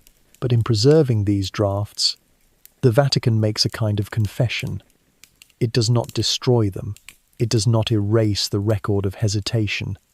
It binds it, files it, and places it on the shelf. In doing so, it admits that silence is part of its history, that some truths were glimpsed but never proclaimed, that some apologies were written but never delivered. This paradox fascinated me. On one hand, the suspended acts reveal weakness, an institution too cautious to act when action was needed. On the other hand, they reveal humility, a willingness to keep even its unfinished thoughts, to let the record of hesitation remain. The Church, in this sense, does not only preserve its triumphs, it preserves its doubts. I began to see these acts not as failures, but as lanterns unlit. Each draft was a wick prepared, a candle waiting, never struck. They sit in the archive like dormant lights, waiting for someone brave enough to ignite them. Perhaps that is why they were kept. Not to bury them forever, but to hold them until a time when the Church might finally breathe the words aloud.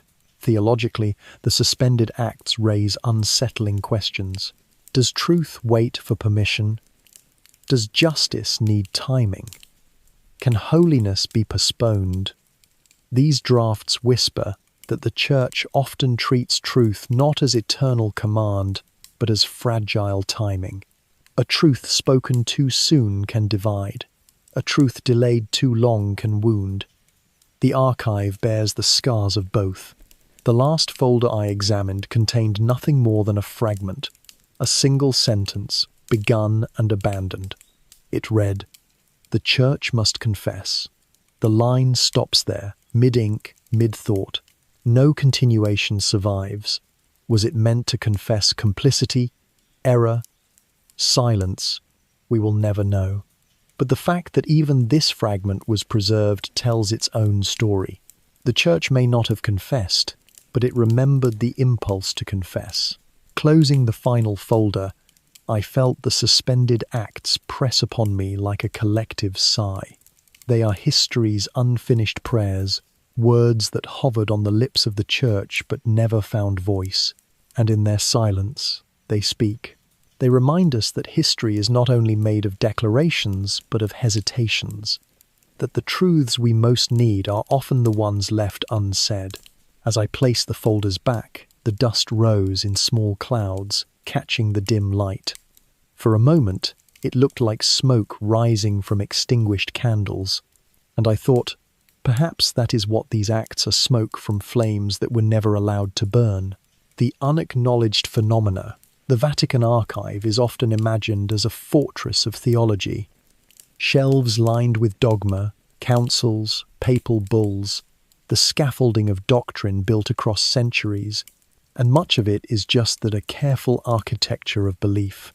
But buried within this immense labyrinth is a chamber that unsettles all such expectations.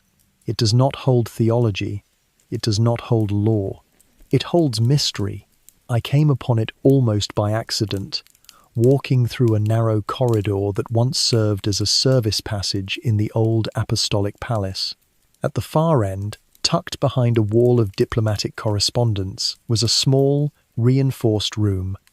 Its climate was carefully controlled, its light dim and metallic.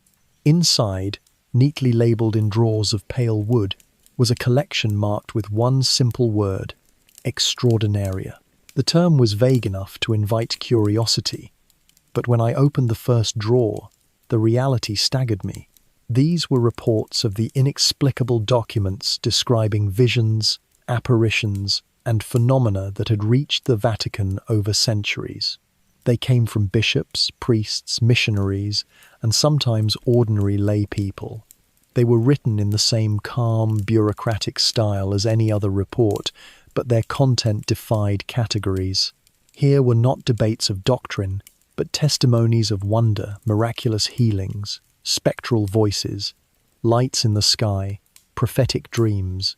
And yet, the most striking feature of these files was not their strangeness, but their conclusion. At the bottom of almost every report, written in neat clerical hand, appeared the same refrain: further investigation unnecessary at this time. That phrase repeated again and again, like a mantra of hesitation. These events were not condemned. They were not dismissed as fraud. They were not embraced as miracles. They were placed in a liminal space, preserved, acknowledged, but left unresolved. The first report I read came from Sicily in 1678. It described a series of dreams experienced by dozens of parishioners over 7 weeks. Each dream was identical: a figure in crimson robes, weeping before a burning manuscript.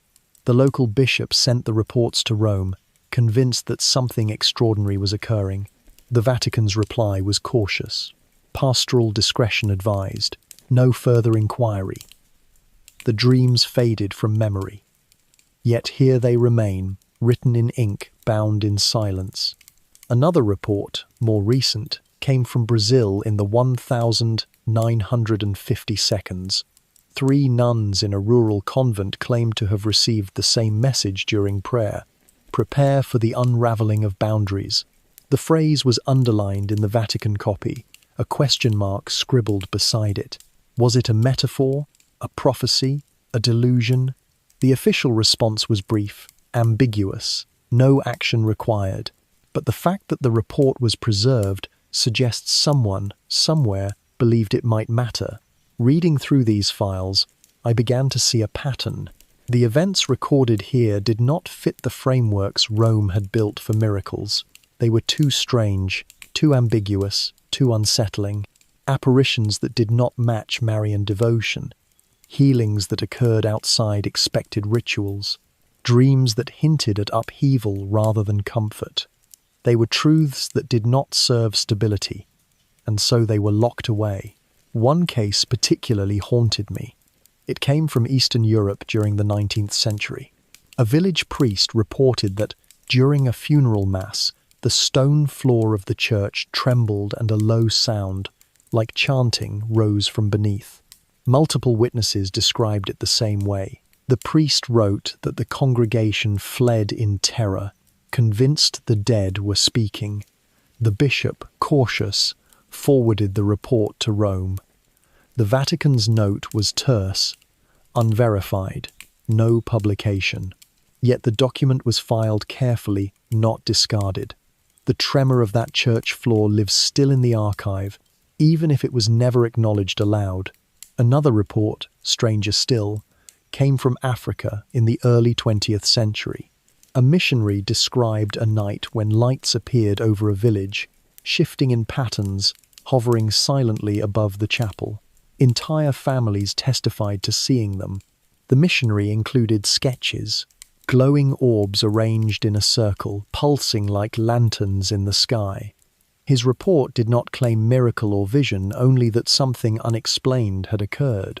The Vatican's response was almost defensive. Do not categorize. Archive only. The clinical tone of these documents is chilling. They do not dramatize. They do not speculate. They record with precision dates, witnesses, descriptions, even meteorological notes. They strip wonder into data, and then they file it away. It is bureaucracy confronting mystery. But the very act of preserving these reports reveals something profound. The Church does not throw away wonder. It keeps it. Even when it cannot interpret it, even when it fears confusion, it refuses to erase. In this way, the archive becomes not only a treasury of certainty, but also a treasury of doubt. Theologically, this is astonishing. The Catholic Church speaks often of truth, of clarity, of dogma. Yet here, in these drawers, it admits that not all truths can be named. It admits that some mysteries defy its categories. It admits that silence may sometimes be safer than speech. As I read deeper, I noticed another feature, the language of discomfort. Many notes in the margins use the same words: too ambiguous, too unsettling, too inconvenient. These events were not excluded because they were false, but because they did not fit.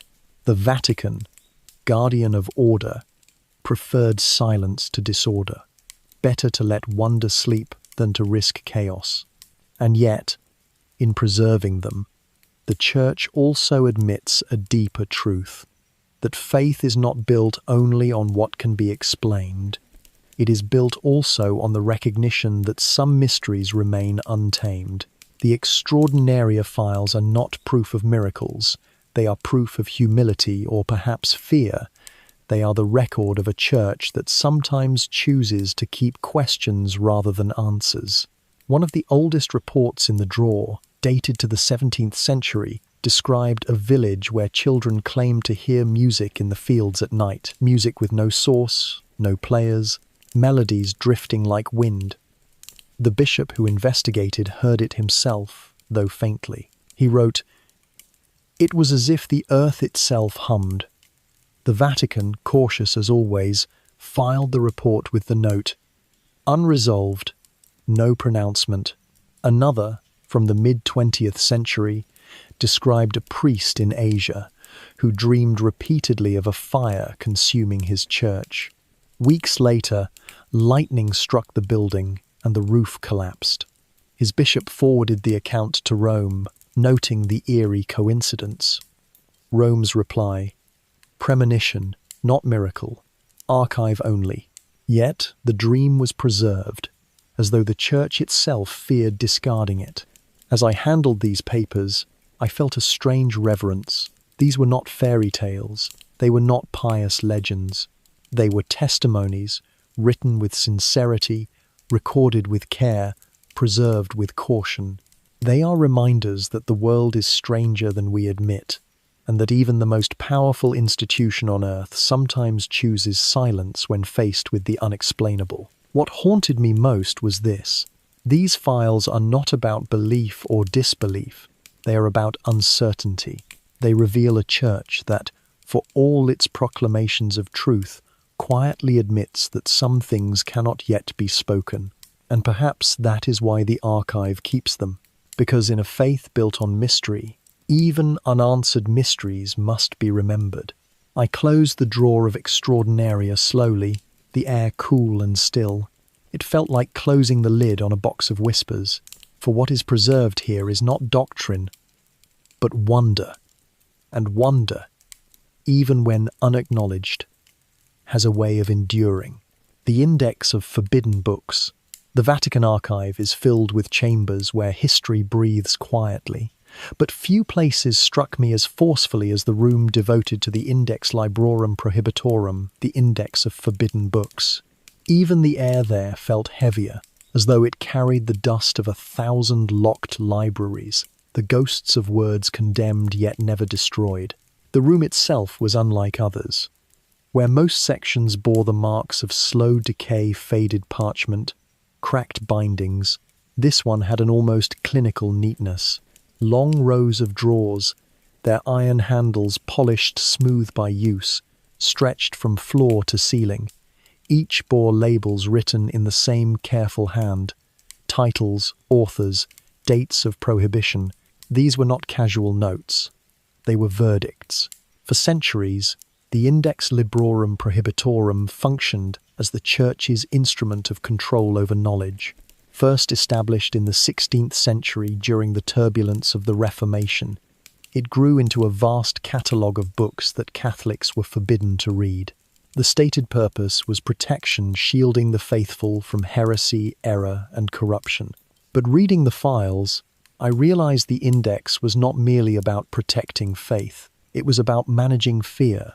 Fear of ideas too dangerous, too liberating, too destabilizing. Each entry followed a pattern. A book would be identified. Author, title, publication date. Then followed the rationale. Why it was condemned, what danger it posed. Sometimes the reasons were theological contradictions of dogma, challenges to scripture. Other times they were political advocacy of democracy, criticism of hierarchy, sympathy for rival faiths. Occasionally, the reasons seemed almost trivial, too speculative, too provocative, too untimely. Yet the paradox of the index is this. The books themselves were not destroyed. Many were quietly preserved, carefully catalogued, sometimes even rebound. The Church may have silenced them in public, but in private it remembered them. In this way, the index became not a graveyard of thought, but a hidden library of suppressed voices. One file I studied concerned a manuscript written by a Jesuit in the early 1700 seconds.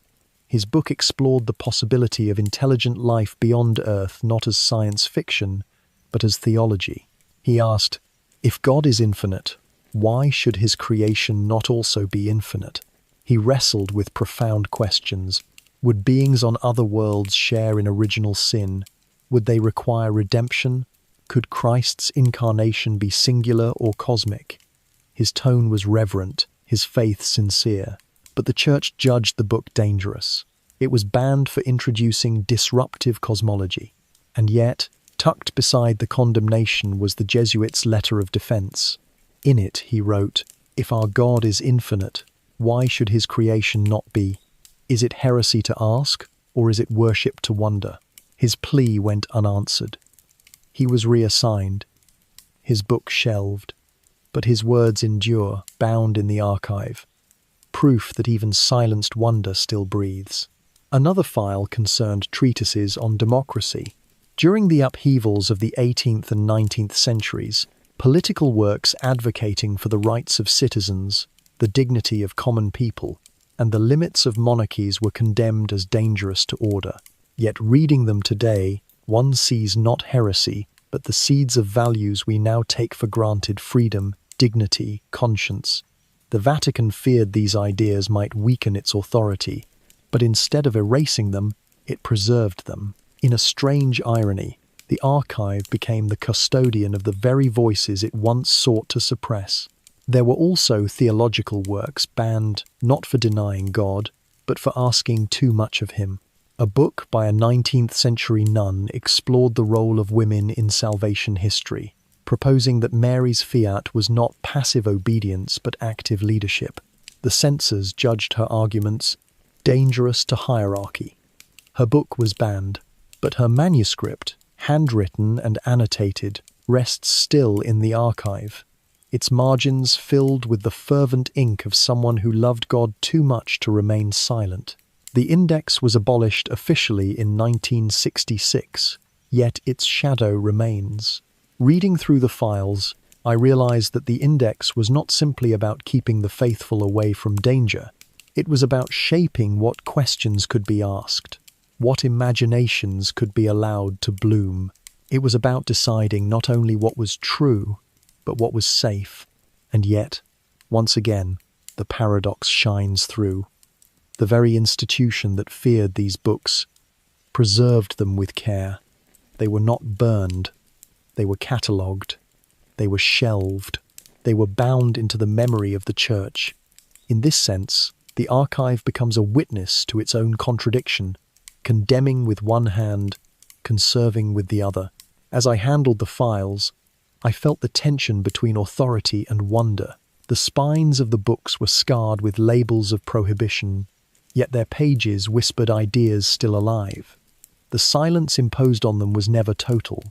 The archive itself ensured that one of the most haunting cases involved a manuscript about interreligious dialogue, written decades before the Church embraced ecumenism.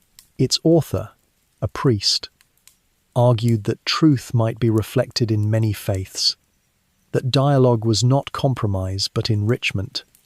His book was banned for being too sympathetic, but here it rests still, preserved behind iron handles, its words waiting for a future that might finally be ready. Theologically, the index raises profound questions. Can truth be silenced? Can faith be protected by fear?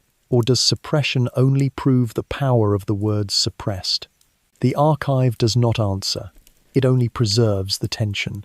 I realized, as I stood in that chamber, that the index was not a record of sin, but a record of struggle. It is the struggle between fear and faith, between order and imagination, between the desire to preserve unity and the need to confront truth. The banned books reveal not a church without questions, but a church overwhelmed by them. Perhaps that is why the archive kept them, because even forbidden words have something to teach. Even silenced voices must be remembered. The index, in its strange way, is proof that the Church has always lived not only with certainty, but with unease. And in that unease, perhaps, lies the truest story of faith. As I closed the drawer, the air seemed heavier. The silence of the chamber was not empty. It was filled with whispers of books once condemned, now waiting for a generation bold enough to read them, wise enough to wrestle with them, and faithful enough to remember that truth does not tremble in the face of questions.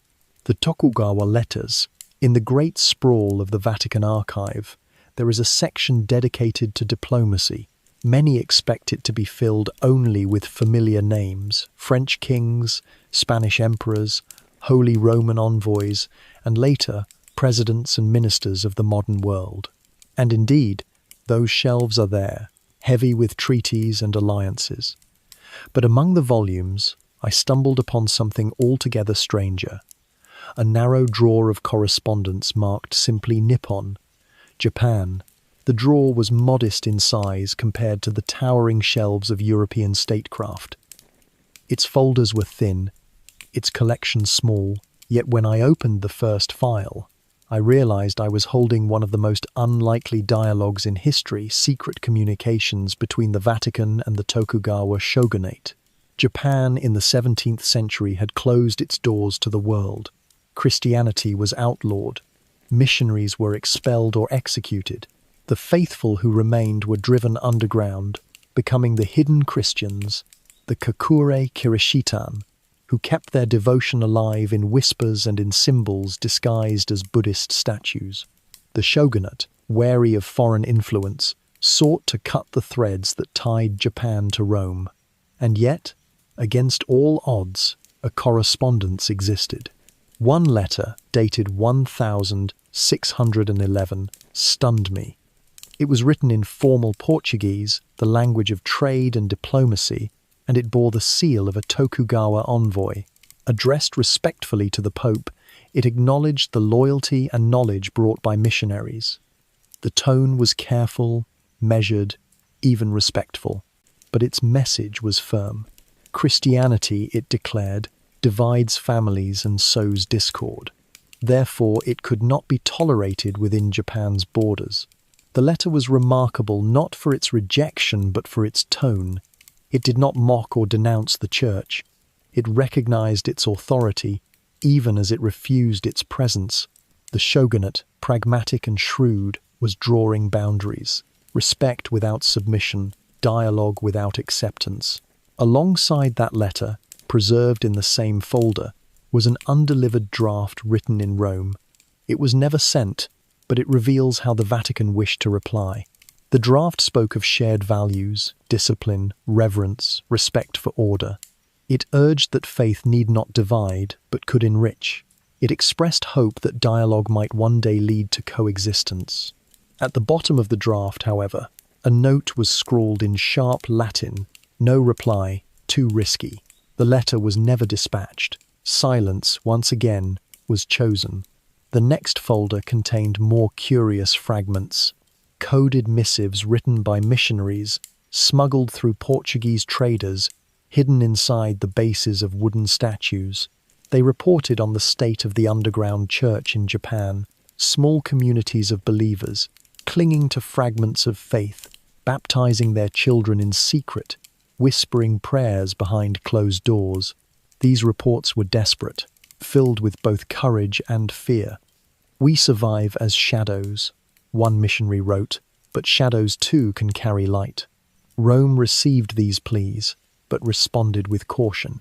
Officially, the Church could not intervene without provoking greater persecution.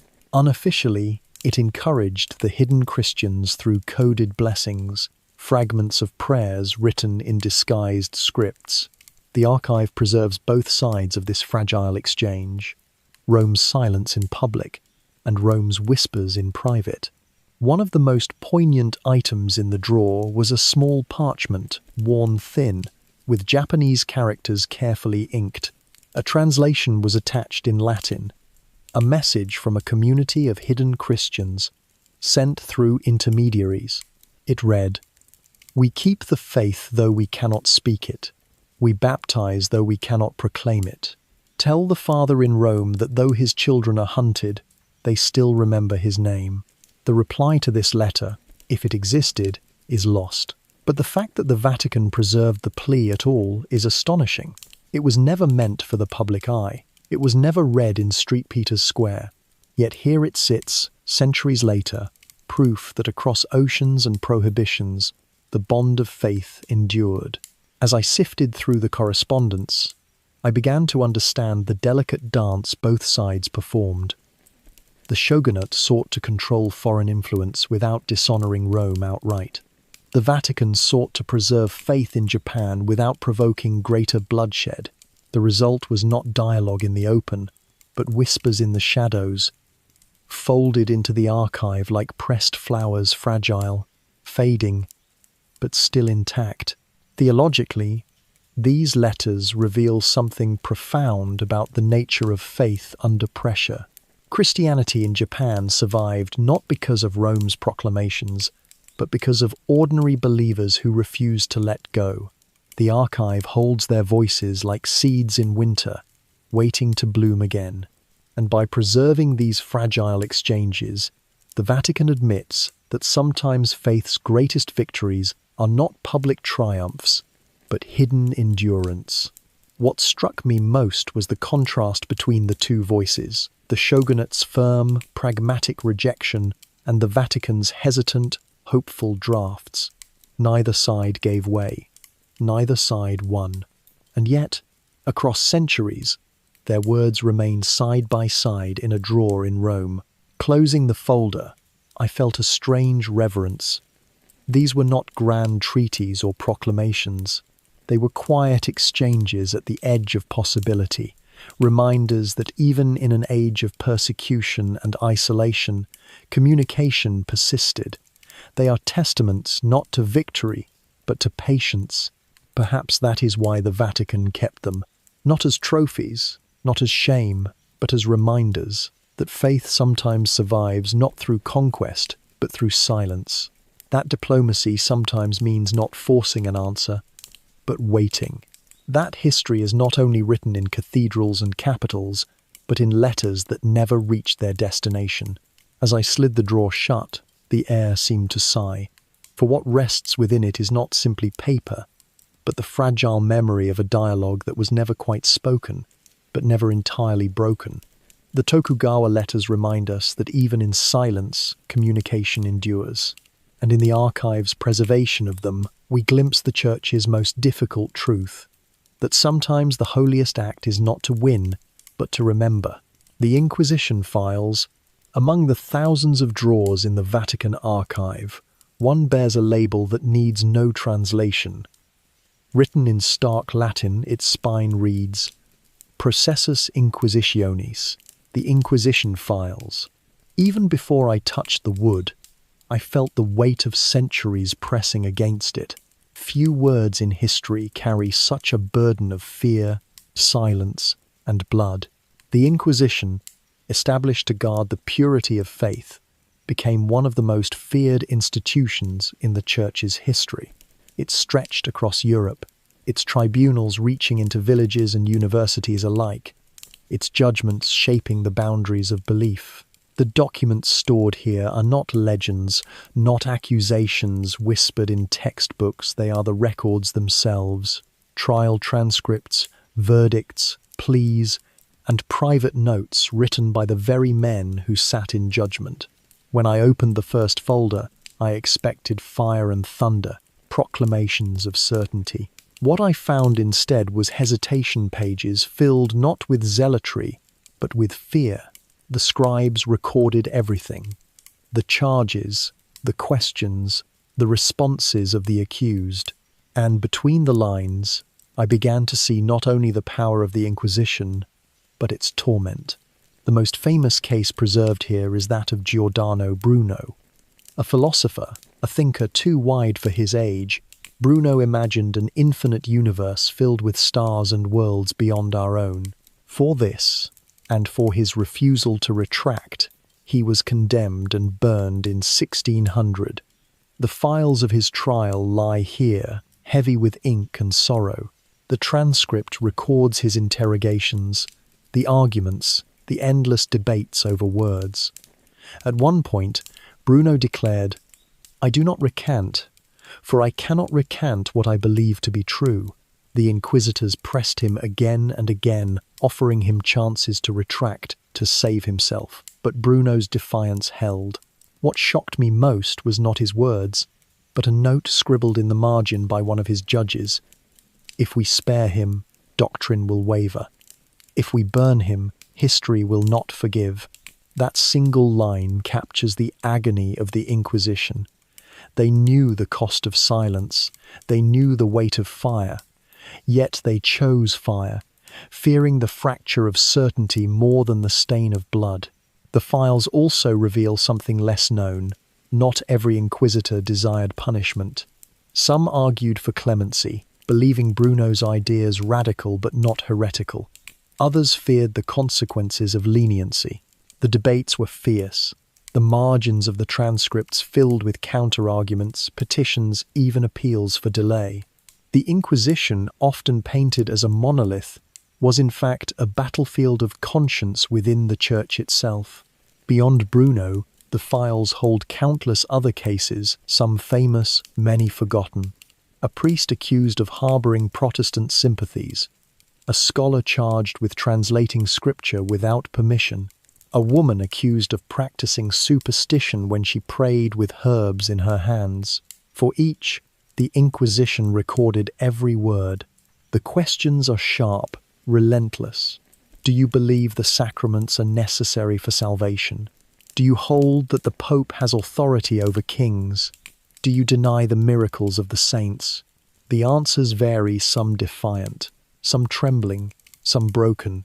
One case that lingered with me involved a young man from Spain accused of reading banned books. His defense was simple. I read to understand, not to deny. The tribunal debated his fate for months. Some argued for leniency, others demanded severity. The final verdict was exile, not death.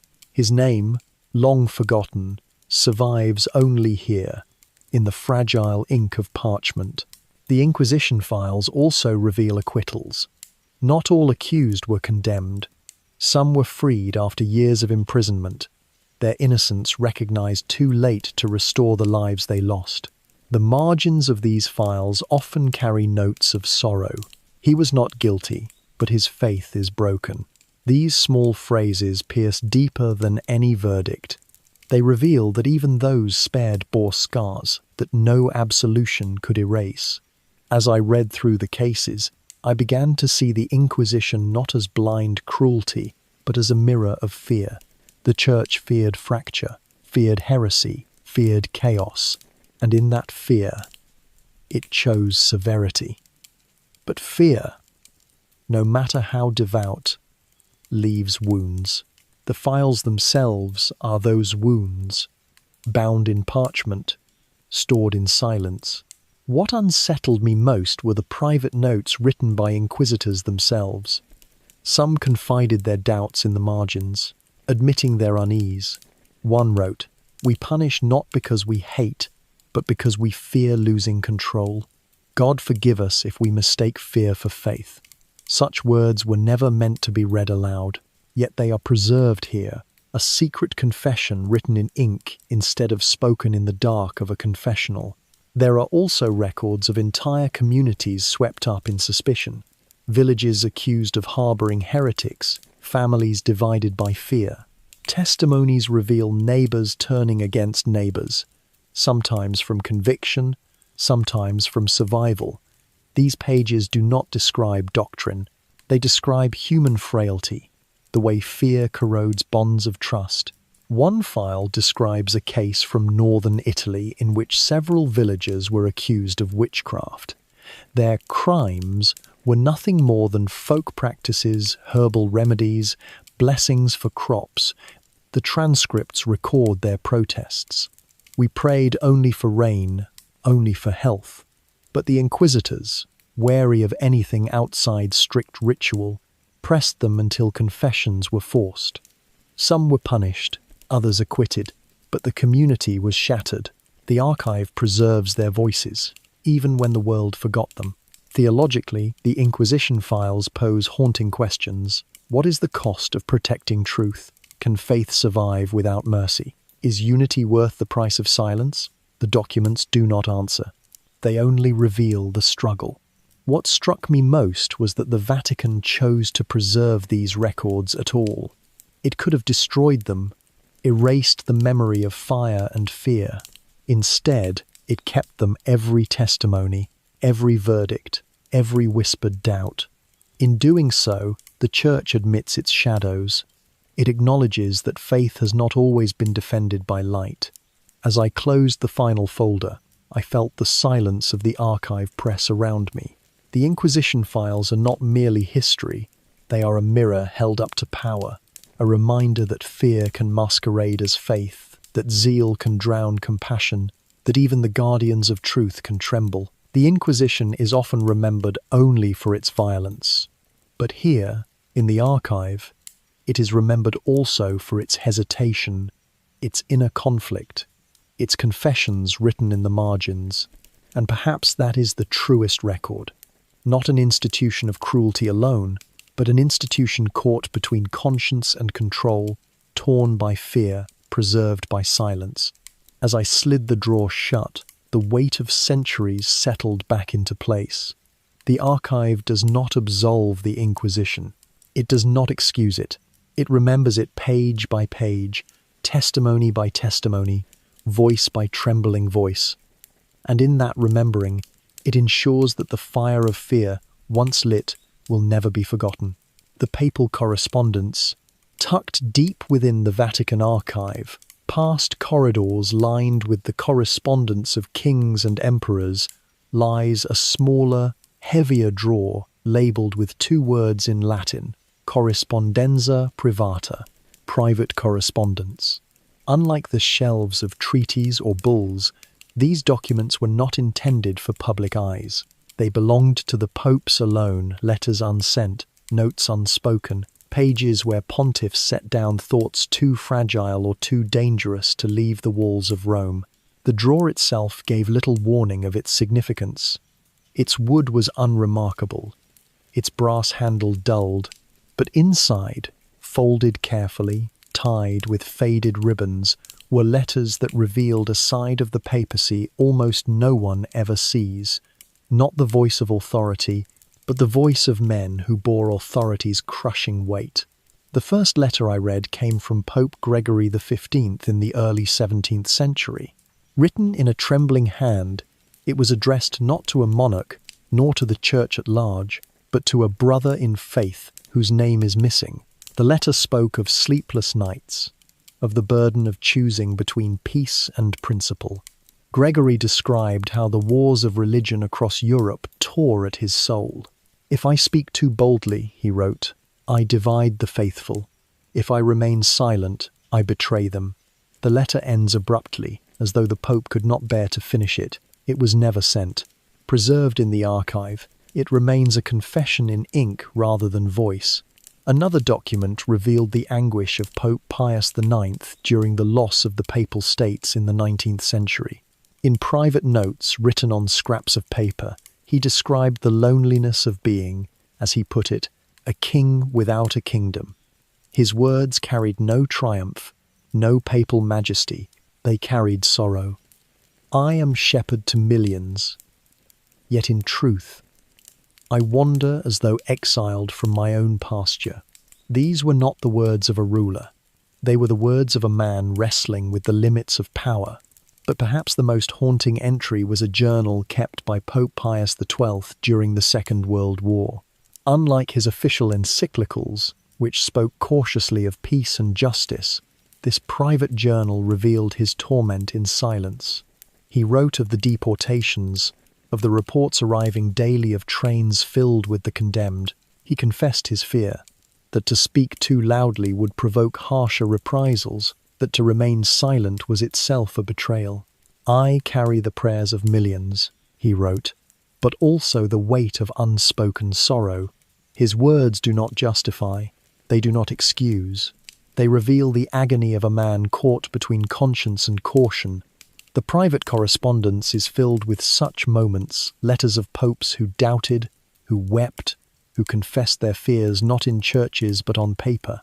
These writings strip away the gilded vestments of the papacy and reveal men who bore the unbearable. Some of the letters are deeply personal, even intimate. One pope wrote of his loneliness in the apostolic palace, describing vast halls where footsteps echoed but voices did not. Another confessed that he longed for the simplicity of his priesthood, when he could walk among the people without guards or ceremony. These were not confessions of weakness, but of humanity. They remind us that popes, for all their authority, are men first, men who pray, who doubt, who ache. What struck me most was the secrecy of these documents. None were meant for publication, some were never even sent. And yet, the Vatican chose to preserve them. In doing so, it acknowledges that even the private sorrow of popes belongs to history, that their doubts are as much a part of the Church's story as their decrees. Theologically, these letters are astonishing.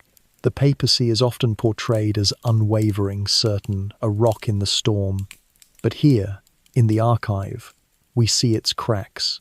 We see that authority does not erase doubt, it magnifies it. For who bears greater fear than the one who must speak for millions? One of the shorter notes that lingered with me came from Pope Benedict XV during the First World War. Written in Latin on a single sheet, it simply read, "The world is tearing itself apart, and I, who should heal, cannot mend a single wound." It was a cry of impotence, a recognition that even the highest office in Christendom cannot always bind the world's fractures. The private correspondence also contains moments of startling honesty about faith itself. One pope wrote, "I kneel, but some nights I do not feel heaven listening." Perhaps that is faith to pray, even when the sky is silent. To read those words, written by the very man seen as Peter's successor, was to see the human heart beneath the crown. As I closed each folder, I realized the power of these documents lies not in their theology, but in their humanity. They remind us that popes are not marble statues. They are men who wake in the night, burdened by the weight of choices no human should have to make. Their private words echo with loneliness, with doubt, with longing, and yet, by writing them, they reveal a deeper kind of courage. The courage to admit that even in the highest office, faith trembles. The Vatican could have destroyed these letters. It could have erased the memory of papal weakness. Instead, it preserved them. In doing so, it confesses that the papacy is not only authority, it is also vulnerability. And perhaps that vulnerability is what makes these men most like the rest of us. Walking away from the drawer, I felt a profound respect, not for power, not for majesty, but for fragility. For in the silence of the archive, the popes speak most honestly not when they command, but when they confess. And their confessions, though written in secret, are preserved as part of the Church's memory. The papal correspondence is not a monument to power. It is a testament to humanity. It reminds us that even the shepherd sometimes feels lost. Even the rock sometimes trembles. Even the vicar of Christ sometimes wonders if heaven listens. And in that honesty, perhaps, lies the truest strength of all, the lost masterpieces of art. There are corners of the Vatican archive that breathe with the weight of decrees and councils, shelves that rattle with the dust of centuries-old politics. But one chamber I found held a different kind of silence, one filled not with judgment or law, but with imagination frozen mid-breath. Here, art itself was imprisoned. At first glance, the chamber seemed orderly. Cabinets in neat rows, drawers labelled with the names of chapels, artists, or commissions. One might expect them to contain only familiar relics of art history, letters of patronage, contracts, or sketches from works that still dazzle pilgrims in Rome today. And indeed, much of it is exactly that. Yet inside one modest cabinet lay something altogether different, something more haunting. These drawers contained visions that never came to be the abandoned designs of altarpieces, sculptures, and frescoes that the Church once considered, but never allowed to leave the page. They were the lost masterpieces of the Church, preserved not as triumphs but as cautionary ghosts. The first folder I opened bore the hand of Gian Lorenzo Bernini, the towering genius of Baroque Rome, known for sculpting saints who seemed to breathe and angels who seemed to move. Bernini transformed space into spectacle. His works, scattered across Rome, blur the boundary between art and worship. Yet here in brittle sketches was a design of his that history never saw. It was a proposal for an altar inside St. Peter's Basilica. The drawing showed spiraling columns reaching heavenward, crowned by angels leaning down as though ready to step into the congregation. Hidden windows in the dome above were meant to send shafts of light across the altar at certain hours, making it glow as if heaven itself had caught fire. Even as a sketch, it pulsed with grandeur, but the attached letters revealed a dispute that stifled it.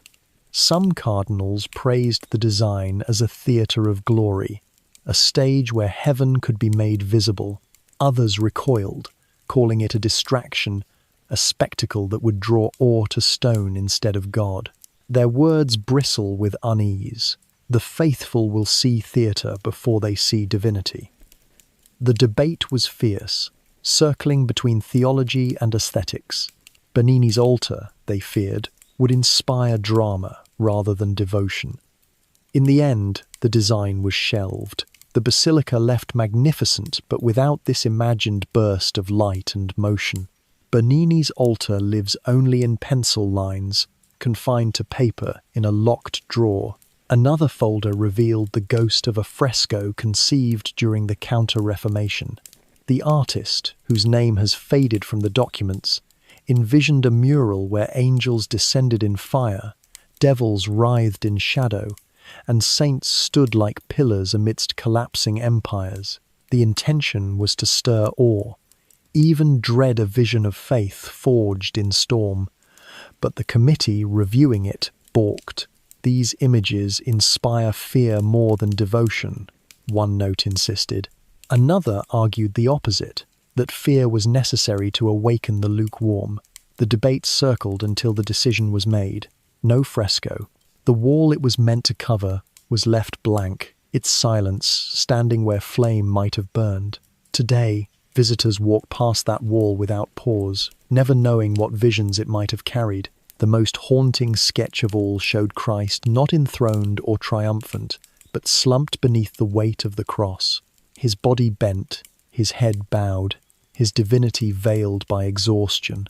The lines of the drawing revealed a saviour close to breaking, yet still moving forward. The reviewers could not bear it. Too human, they wrote. The faithful must see divinity, not weakness. The sculpture was never carved, but looking at the sketch, I saw no diminishment. Only solidarity, the Christ who suffers with us, who bends as we bend. It was a truth too raw for its time, and so it was silenced, preserved only in shadow. From the 19th century came another bold vision. An artist proposed a grand mural of the church depicted as a storm-tossed ship. Its sails were ripped, its masts shattered. Apostles clung to ropes in terror, while Christ stood at the center, calm but small against the storm. The symbolism was sharp. The church survives not by triumph, but by grace, fragile yet afloat. The reviewers refused it. Too destabilizing, their margin note declared. The faithful must not see the church as weak, lest their confidence falter. The mural was shelved, the walls left bare. Yet, the irony is stark. By rejecting vulnerability, the church revealed its own fragility. The image of a battered ship remains locked away, yet it speaks louder in silence than it ever could on plaster. One of the simplest sketches struck me most deeply. It was a drawing of Mary, not as Queen of Heaven crowned in light, but as a young mother seated on a plain stool, holding her child with weary arms. Her hair hung loose, her clothes were simple, her eyes heavy with fatigue. The reviewer dismissed it with two words, too ordinary. Yet in that ordinariness lay something extraordinary. It showed holiness in tenderness, divinity in exhaustion, sanctity in the smallness of daily love.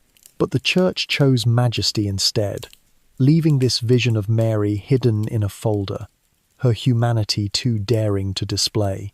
The more I read, the more I saw a pattern. These works were not abandoned for lack of talent. They were silenced because they spoke truths the church was not ready to proclaim. They showed Christ too weary, Mary too human, the church too fragile. They asked questions the institution feared. Can holiness exist in weakness? Can majesty be found in fatigue? Can faith tremble and still be faith? Art, after all, is theology made visible. To depict Christ exhausted is to preach that divinity bends with us. To show Mary weary is to teach that holiness dwells in ordinary motherhood. To paint the church as storm-tossed is to admit it survives by grace, not triumph. These truths were not denied, but they were postponed, suspended in sketches waiting for courage. What haunts me is that the Vatican did not destroy these works. It preserved them carefully. They were filed, catalogued, protected as if waiting for another time. Perhaps the church knew they carried truths too real to discard. Perhaps the archive itself is not only a treasury of triumph, but a confession of fear. To walk among these lost masterpieces is to feel the ache of absence. They remind us that the history of sacred art is not only Michelangelo's dome or Bernini's angels. It is also sketches hidden in drawers, visions too human to reveal. their silence speaks louder than stone. Closing the final folder, I felt the chamber breathe again. These were not failures of art, they were failures of courage, and yet their very survival transforms them into witnesses. They whisper of a Christ who suffers, a Mary who tires, a church that trembles. They remind us that beauty is not always safe, and truth not always welcome. Perhaps the greatest masterpieces are not those displayed in marble and gold, but those preserved in secret, waiting for a future that can finally bear them. The deliberate absence of modernity. In most of the Vatican archive, history feels heavy but continuous. You can follow the centuries like stepping stones across a river. Papal decrees, councils, diplomatic letters, theological debates. One era flows into the next, a tapestry woven of both faith and fear. But there is a curious break in that fabric, a silence that does not come from loss or decay, but from design. It is the silence of the modern world. The longer I worked in the archive, the more I began to notice what was not there. No mention of electricity, no real acknowledgement of the arrival of telegraph lines, railways, or airplanes. Whole categories of 20th century innovation, cinema, radio, computers, the internet simply never appear. It is as though the Vatican, at least within its archival memory, drew a deliberate curtain at the edge of modernity and refused to let it in. This absence is not ignorance. The Church was never blind to change. It knew the world was shifting. Popes gave speeches about workers' rights during the Industrial Revolution. They issued cautious statements about the moral dangers of cinema or the need to regulate radio broadcasting. But when you search the archive, these references vanish into euphemism. There are no raw files cataloguing the debates about electricity, lighting, cathedrals, no ledgers weighing whether film could carry the gospel, no transcripts of bishops wrestling with the early internet. Instead, there are vague pastoral notes. Encourage the faithful to remain steadfast amidst novelty, or guard against influences that distract from eternal truth. It is as though the Vatican decided that modernity was too fleeting, too profane, too unworthy to be preserved beside the timeless. And in that decision lies a paradox, for what is deliberately excluded speaks as loudly as what is kept. One example comes from the records surrounding the First Vatican Council in the late 19th century. Europe was already deep in the throes of the Industrial Revolution. Railways crisscrossed the continent, factories belched smoke, cities grew swollen with workers. Intellectuals of the day wrote endlessly about the transformation of human life through machines. And yet, in the archive's accounts of the council, the words industrial and machine are almost entirely absent. Instead, the files speak of pastoral challenges and the duty to guard against worldly distraction. The omission is glaring. Where others saw an age of machines, the archive frames it only as an age of temptation. Another absence reveals itself in the files from the early 20th century. The world was reeling from the invention of cinema. Movies spread rapidly, carrying stories, images, and ideas across borders. Governments worried about propaganda. Artists celebrated a new language of vision. Yet in the Vatican archive, there is no direct engagement with film as art, no analysis of its cultural power. Instead, the language remains evasive. Moving pictures may influence the young. Bishops must remind the faithful to preserve modesty and discipline.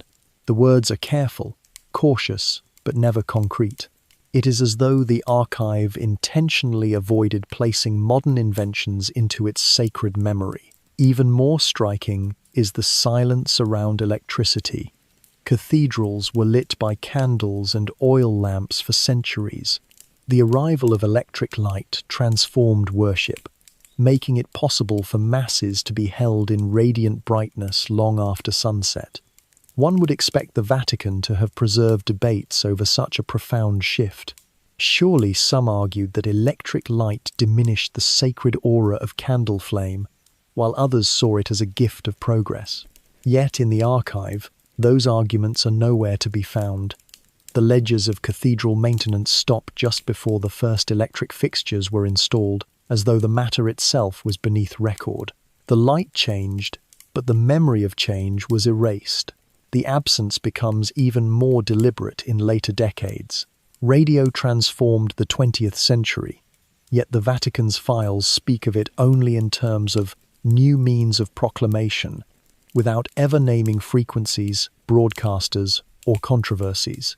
By the time the internet appeared, the omission was absolute. The archive's categories end abruptly at the edge of analog. The digital world never enters the room. What is preserved instead are pastoral exhortations about timelessness. Repeated phrases appear. The truth of God is not bound to novelty. The eternal must not be confused with the transient. What is fleeting cannot weigh upon the memory of the Church. It is as though the archive itself is curated not only to preserve what happened, but to enforce what the Church wishes to appear eternal. As I sat among these silences, I wondered what future historians will see. They will find meticulous accounts of medieval councils, records of theological debates from centuries past, detailed descriptions of plagues and wars. But they will not find the Church wrestling with the electric age, the atomic age, or the digital age. Those eras will appear only as faint shadows, hinted at through cautious euphemism. The absence is not accidental, it is an act of self-protection. By excluding modernity, the Vatican curates its own identity as timeless. To record electricity, cinema, or the internet in detail would be to admit that the Church, too, was shaped by them. Better to remain silent, to let modernity pass by without leaving fingerprints on parchment. In that silence, the Church sustains its self-image as something that transcends time, but the silence also creates fragility. For what is omitted does not disappear. It lingers like a ghost at the edge of the record.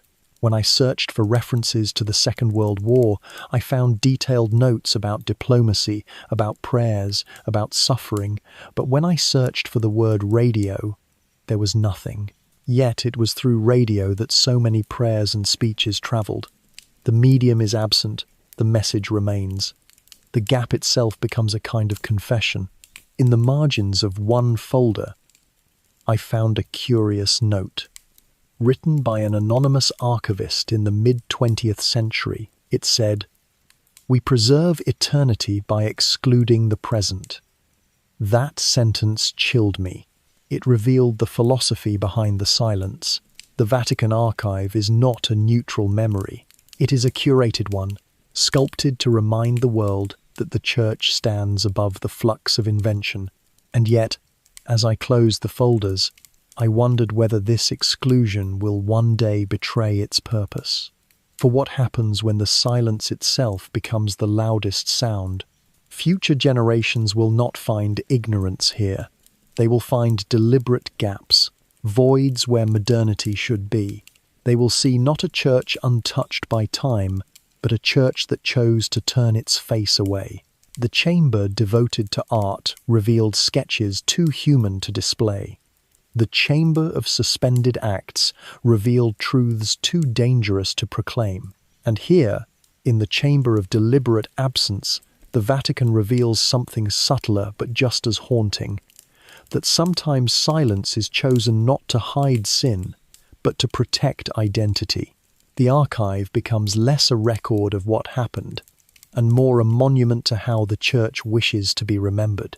As I left that section of the archive, I looked back once more at the drawers. They seemed strangely blank, their labels vague, their folders thin. It was not neglect, it was design. And in that design I realized something. The Vatican's greatest fear is not heresy, nor even scandal. Its greatest fear is impermanence.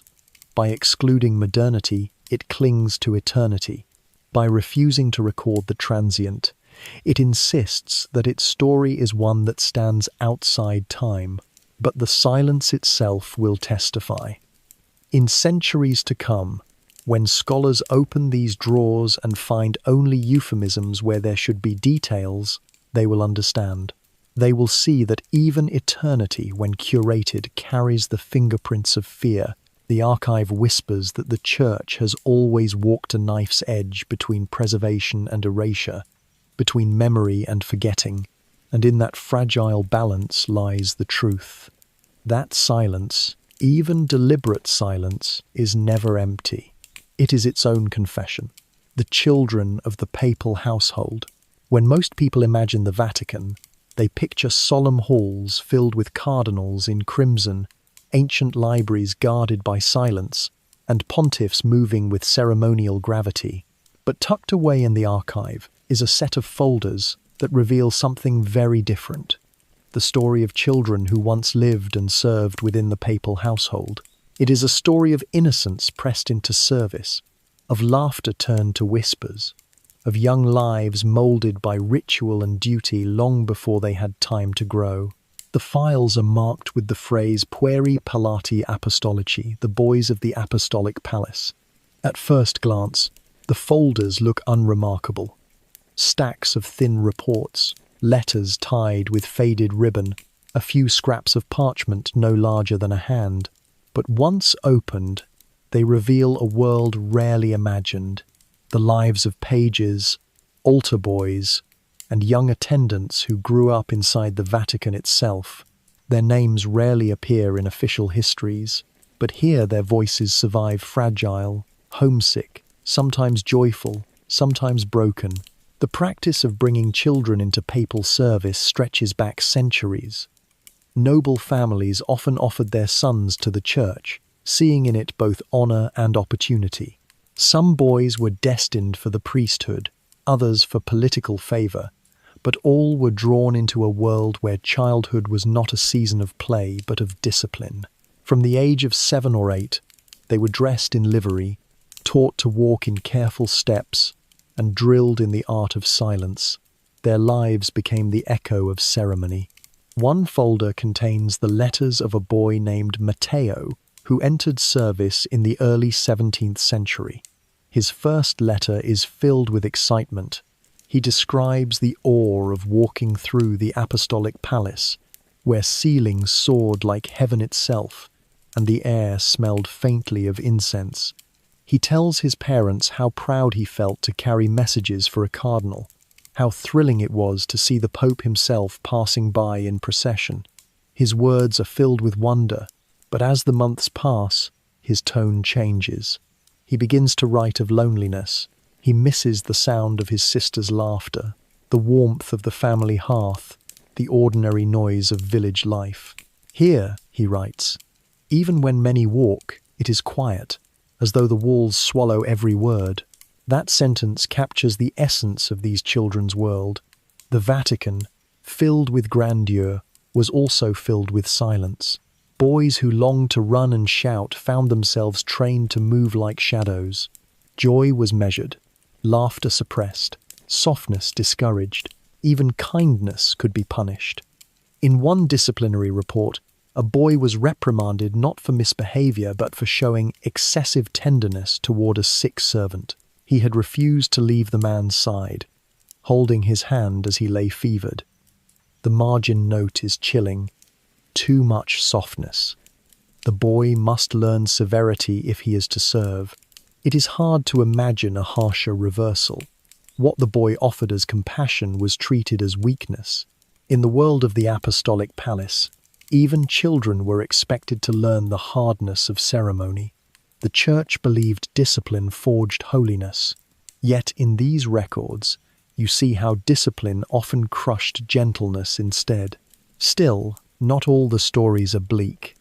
Some boys found ways to carve small sanctuaries for themselves. The records speak of music as a refuge. Pages were sometimes allowed to practice the organ or to sing in chapels after duties were done. Their voices, echoing through marble halls, offered fleeting warmth against the cold of discipline. Others turned to books, sneaking volumes of Virgil or Dante into their chambers, reading by candlelight until their eyes blurred. One report describes a pair of boys caught whispering poetry late at night. Their punishment was minor, but the note in the margin reveals more than intended. They seek beauty where they are told to seek silence. What moves me most in these documents is the persistence of humanity. Even in the strictest halls, children found ways to laugh, to be kind, to dream. One boy doodled birds in the margins of his Latin exercises, clumsy sketches of wings and feathers. Another folded paper into crude boats, hiding them in the cracks of a chapel bench. Small rebellions, gestures of childhood refusing to be extinguished. The archive preserves not only letters and reports, but also fragments of testimony from confessors and tutors. These adults often described the boys clinically, as though they were moulding marble into statues.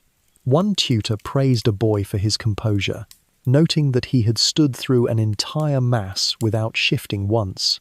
Another scolded a page for weeping after receiving a reprimand, calling it a sign of weakness unbecoming of future clergy. These judgments read coldly now, but they reveal the harsh expectations placed on children who were meant to serve not just the Pope, but the image of the Church itself. One of the most poignant letters I encountered was unsigned, written in a child's uneven hand. It reads, "They say we are chosen to serve, but I think we are chosen to be silent. I pray God hears children, for here no one else does." The honesty of that sentence lingers. In a palace built to proclaim the word, the smallest voices felt unheard. And yet, even amid the weight of silence, there are glimpses of tenderness. A report from the 18th century describes how, during Christmas, the boys were allowed to sing carols together in a chapel. For one night, discipline softened into celebration. Their voices rose, not in whispers, but in joy. The tutor noted dryly, the boys were allowed cheer, but between the lines, you can sense the relief, the fleeting happiness of children allowed to be children. The lives of these boys remind us that the Vatican, for all its grandeur, was also a place of hidden sacrifice. Childhood itself was offered at the altar of ceremony. Families may have dreamed of honor, of advancement, but the children themselves bore the cost. Their innocence was shaped into ritual, their longings pressed into silence. The Church called it discipline, but the letters reveal another truth. The ache of children learning to be holy before they had learned to be human. What happened to them after their service ended is often left unrecorded. Some rose through the ranks of the Church, becoming priests, bishops, even popes. Others left quietly, disappearing into obscurity. The archive rarely follows them beyond childhood. Their later lives vanish, as though their worth was measured only while they served in silence. Yet even in their absence, the traces remain: the small voices caught in letters, the doodles, the pleas for home. Reading these documents, I found myself asking questions the records themselves never dared to ask. What is the cost of holiness if it silences kindness?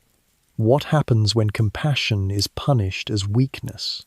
Can a church that calls itself a mother, truly mother, those children who grow within its walls? These are questions unanswered, left suspended in ink. But by preserving the records, the Vatican admits they existed. The silence becomes a confession of its own.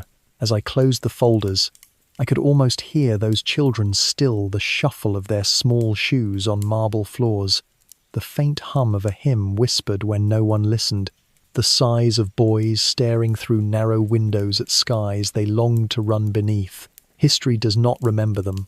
Their names are absent from monuments. Yet here, in these fragile pages, they endure not as saints or rulers, but as children whose voices remind us that even in the heart of power, innocence lingers, fragile and often unheard. The Vatican preserved their memory not to glorify them, but perhaps because it could not erase them.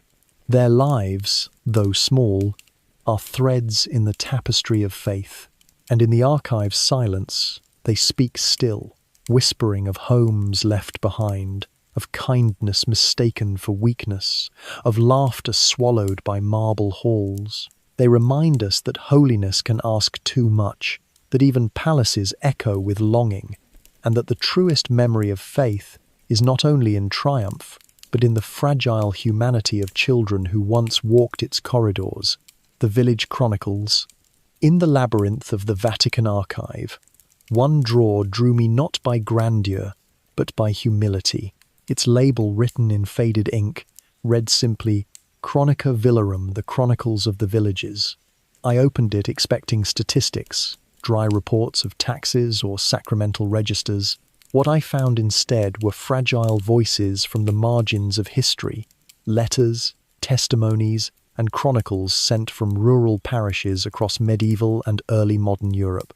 These were not the proclamations of popes or the arguments of theologians. They were the stories of peasants and priests, of families who lived by the seasons, whose faith was as hard as the soil they tilled, and whose sufferings were bound to the silence of distant Rome. The documents were often crude, their handwriting uneven, their ink blotched by rain or sweat. Many were written on scraps of parchment or rough paper, the cheapest a parish could afford. And yet, within them lies a history. No cathedral can tell a history of famine, plague, joy, doubt, and faith lived not in the courts of kings but in fields and cottages. One letter from a French priest in the 14th century begins bluntly, "The people are starving, and they ask where God has gone." He describes fields struck by blight, families boiling weeds for food, children wasting away before his eyes. He writes of the prayers he leads daily, of processions through the fields with relics held high, of bells rung to drive away despair. But the heavens are silent, he confesses. The faithful kneel, but the earth gives no bread. His letter is part plea, part accusation, sent to Rome not for doctrine but for aid. The archive contains no record of a reply. Another chronicle comes from an English village ravaged by an outbreak of plague. The priest records the deaths with grim precision. Entire families buried within a week, church bells tolling so often that their sound became part of the air itself. He notes how suspicion crept into the village neighbours, blaming neighbours, whispers of sin and punishment. In one entry, he writes, "The people fear not only death, but each other. A mother refuses to nurse her child. A brother refuses to bury his sister. Charity has grown thin as the grave fills thick." These are not the words of a theologian. They are the cries of a man watching his community unravel. What struck me most about these chronicles is their honesty. They do not hide doubt. One priest writes simply, "I do not know if heaven listens. I pray because I must, but I pray with trembling hands." Another account describes villagers who began to question whether their suffering was punishment or abandonment. The church has often been portrayed as offering certainty in times of crisis, but these records reveal a more complex truth. Faith in the villages was not unshakable. It was fragile, held together by ritual and hope, often strained to the breaking point. And yet, amid the despair, there are also glimpses of resilience. A letter from a German parish describes how, during a harsh winter, the villagers gathered not in the church but in a barn, huddled together for warmth, singing hymns by candlelight. The priest notes that their voices grew stronger with each verse, as though the act of singing itself became a kind of bread. Another chronicle from Italy recounts a harvest festival held after years of famine. The people processed through the fields carrying loaves of bread, lifting them like relics, blessing them as though they were sacraments. In these moments, faith was not abstract theology. It was survival given meaning. Some chronicles are almost unbearably tender. One entry from a Spanish village describes a father carving a small wooden cross for his daughter who had died of fever. He placed it in the earth and told the priest, "If heaven takes her, let heaven also see she had a father who loved her." Another record from Poland tells of villagers who, after burying their dead, planted flowers on the graves not as ornament but as defiance. "If death surrounds us, let beauty bloom louder." The Vatican preserved these chronicles not because they were grand, but because they were real. They reveal the Church not as an institution of marble and gold, but as a fragile thread woven through the daily suffering of ordinary lives. In the voices of priests and peasants, you hear the raw texture of faith, faith not as certainty, but as endurance. Theologically, these chronicles are astonishing. They show that faith in the villages was less about doctrine than about presence. The people needed to know not what was true in theory, but whether God was with them in the dark. The priests, in turn, struggled with the same questions. Their letters reveal not triumphant declarations, but trembling prayers. One priest writes, "If I tell them God is silent, they despair. If I tell them God is near, I lie. So I tell them both, and I kneel beside them in the cold." That sentence carries more theology than any council decree. It reveals faith not as a fortress, but as a tent pitched in a storm. As I read, I realize these chronicles preserve not only suffering but also memory. They were written not only for Rome but for posterity, as though the priests and villagers knew their lives would otherwise vanish. They wrote so that their hunger, their fear, their fragile hope would not be forgotten. The Vatican, by preserving them, honored that wish. These are not the histories of kings. They are the histories of the forgotten, remembered in ink. Closing the folder, I felt an ache different from that of grand debates or papal doubts. This was the ache of humanity itself, the small, persistent cry of people who wanted only to live, to eat, to be remembered. Their faith was not in cathedrals or councils. It was in bread, baked in hunger, hymns sung in barns, flowers planted on graves. The village chronicles remind us that the story of the Church is not only written in marble halls, it is also written in mud and sweat, in fields and fires, in letters scrawled by hands too tired to hold the pen steady. They remind us that faith does not belong only to popes and cardinals. It belongs to peasants who prayed with trembling, to priests who confessed their doubts in ink, to families who carved crosses out of grief. And in that reminder lies their true power. For history often forgets the poor, the hungry, the small, but the archive does not. It keeps their voices, their cries, their fragile hope, and in keeping them, it confesses something profound, that the Church itself is built not only on doctrine, but on the faith of those who endured, who doubted, who planted flowers over graves, and still believed beauty mattered. The final vault. There is, at the very back of the archive, a chamber with no label. It is small compared to the vast halls of ledgers and cabinets, no larger than a chapel sacristy. The air there feels different, cooler, stiller, as though centuries of silence have condensed into its walls. Inside is no single drawer or shelf, but a collection of boxes stacked with deliberate care. Their tags are vague: memoranda, fragmenta, scripta sine titulo memoranda, fragments, writings without title. Opening them is like walking into the very heart of memory itself. They hold not decrees, not councils, not trials, but scraps, half-finished letters, unfinished prayers, fragments of testimonies too small to catalogue elsewhere, a page torn from a diary, a note scribbled in the margin of a sermon, a confession written on the back of a receipt. None of them alone tells a story, yet together they reveal something greater. The soul of the Church caught not in proclamation, but in hesitation. One slip of parchment bears only the words, "Forgive us for what we did not say." Another contains the half-finished sentence, "I believe, but," and nothing more. There is a child's doodle of a dove in the corner of a page, otherwise filled with formal script. There is a sheet of music with notes scratched out, as though the melody itself had been deemed too sorrowful. These are not documents of doctrine. They are documents of humanity, left unfinished, yet preserved as though even incompletion has holiness. What struck me as I turned these fragments over was how deliberately they had been kept. Someone, centuries ago, decided that even what was broken, unfinished, or abandoned deserved memory. The Vatican, often accused of secrecy, here reveals a different face, not the face of erasure, but of witness. Even silence, even doubt, even failure is recorded not to condemn, but to remember. In that final vault, the entire archive seemed to gather into one truth. The Church has always walked a line between speaking and not speaking, between revealing and concealing.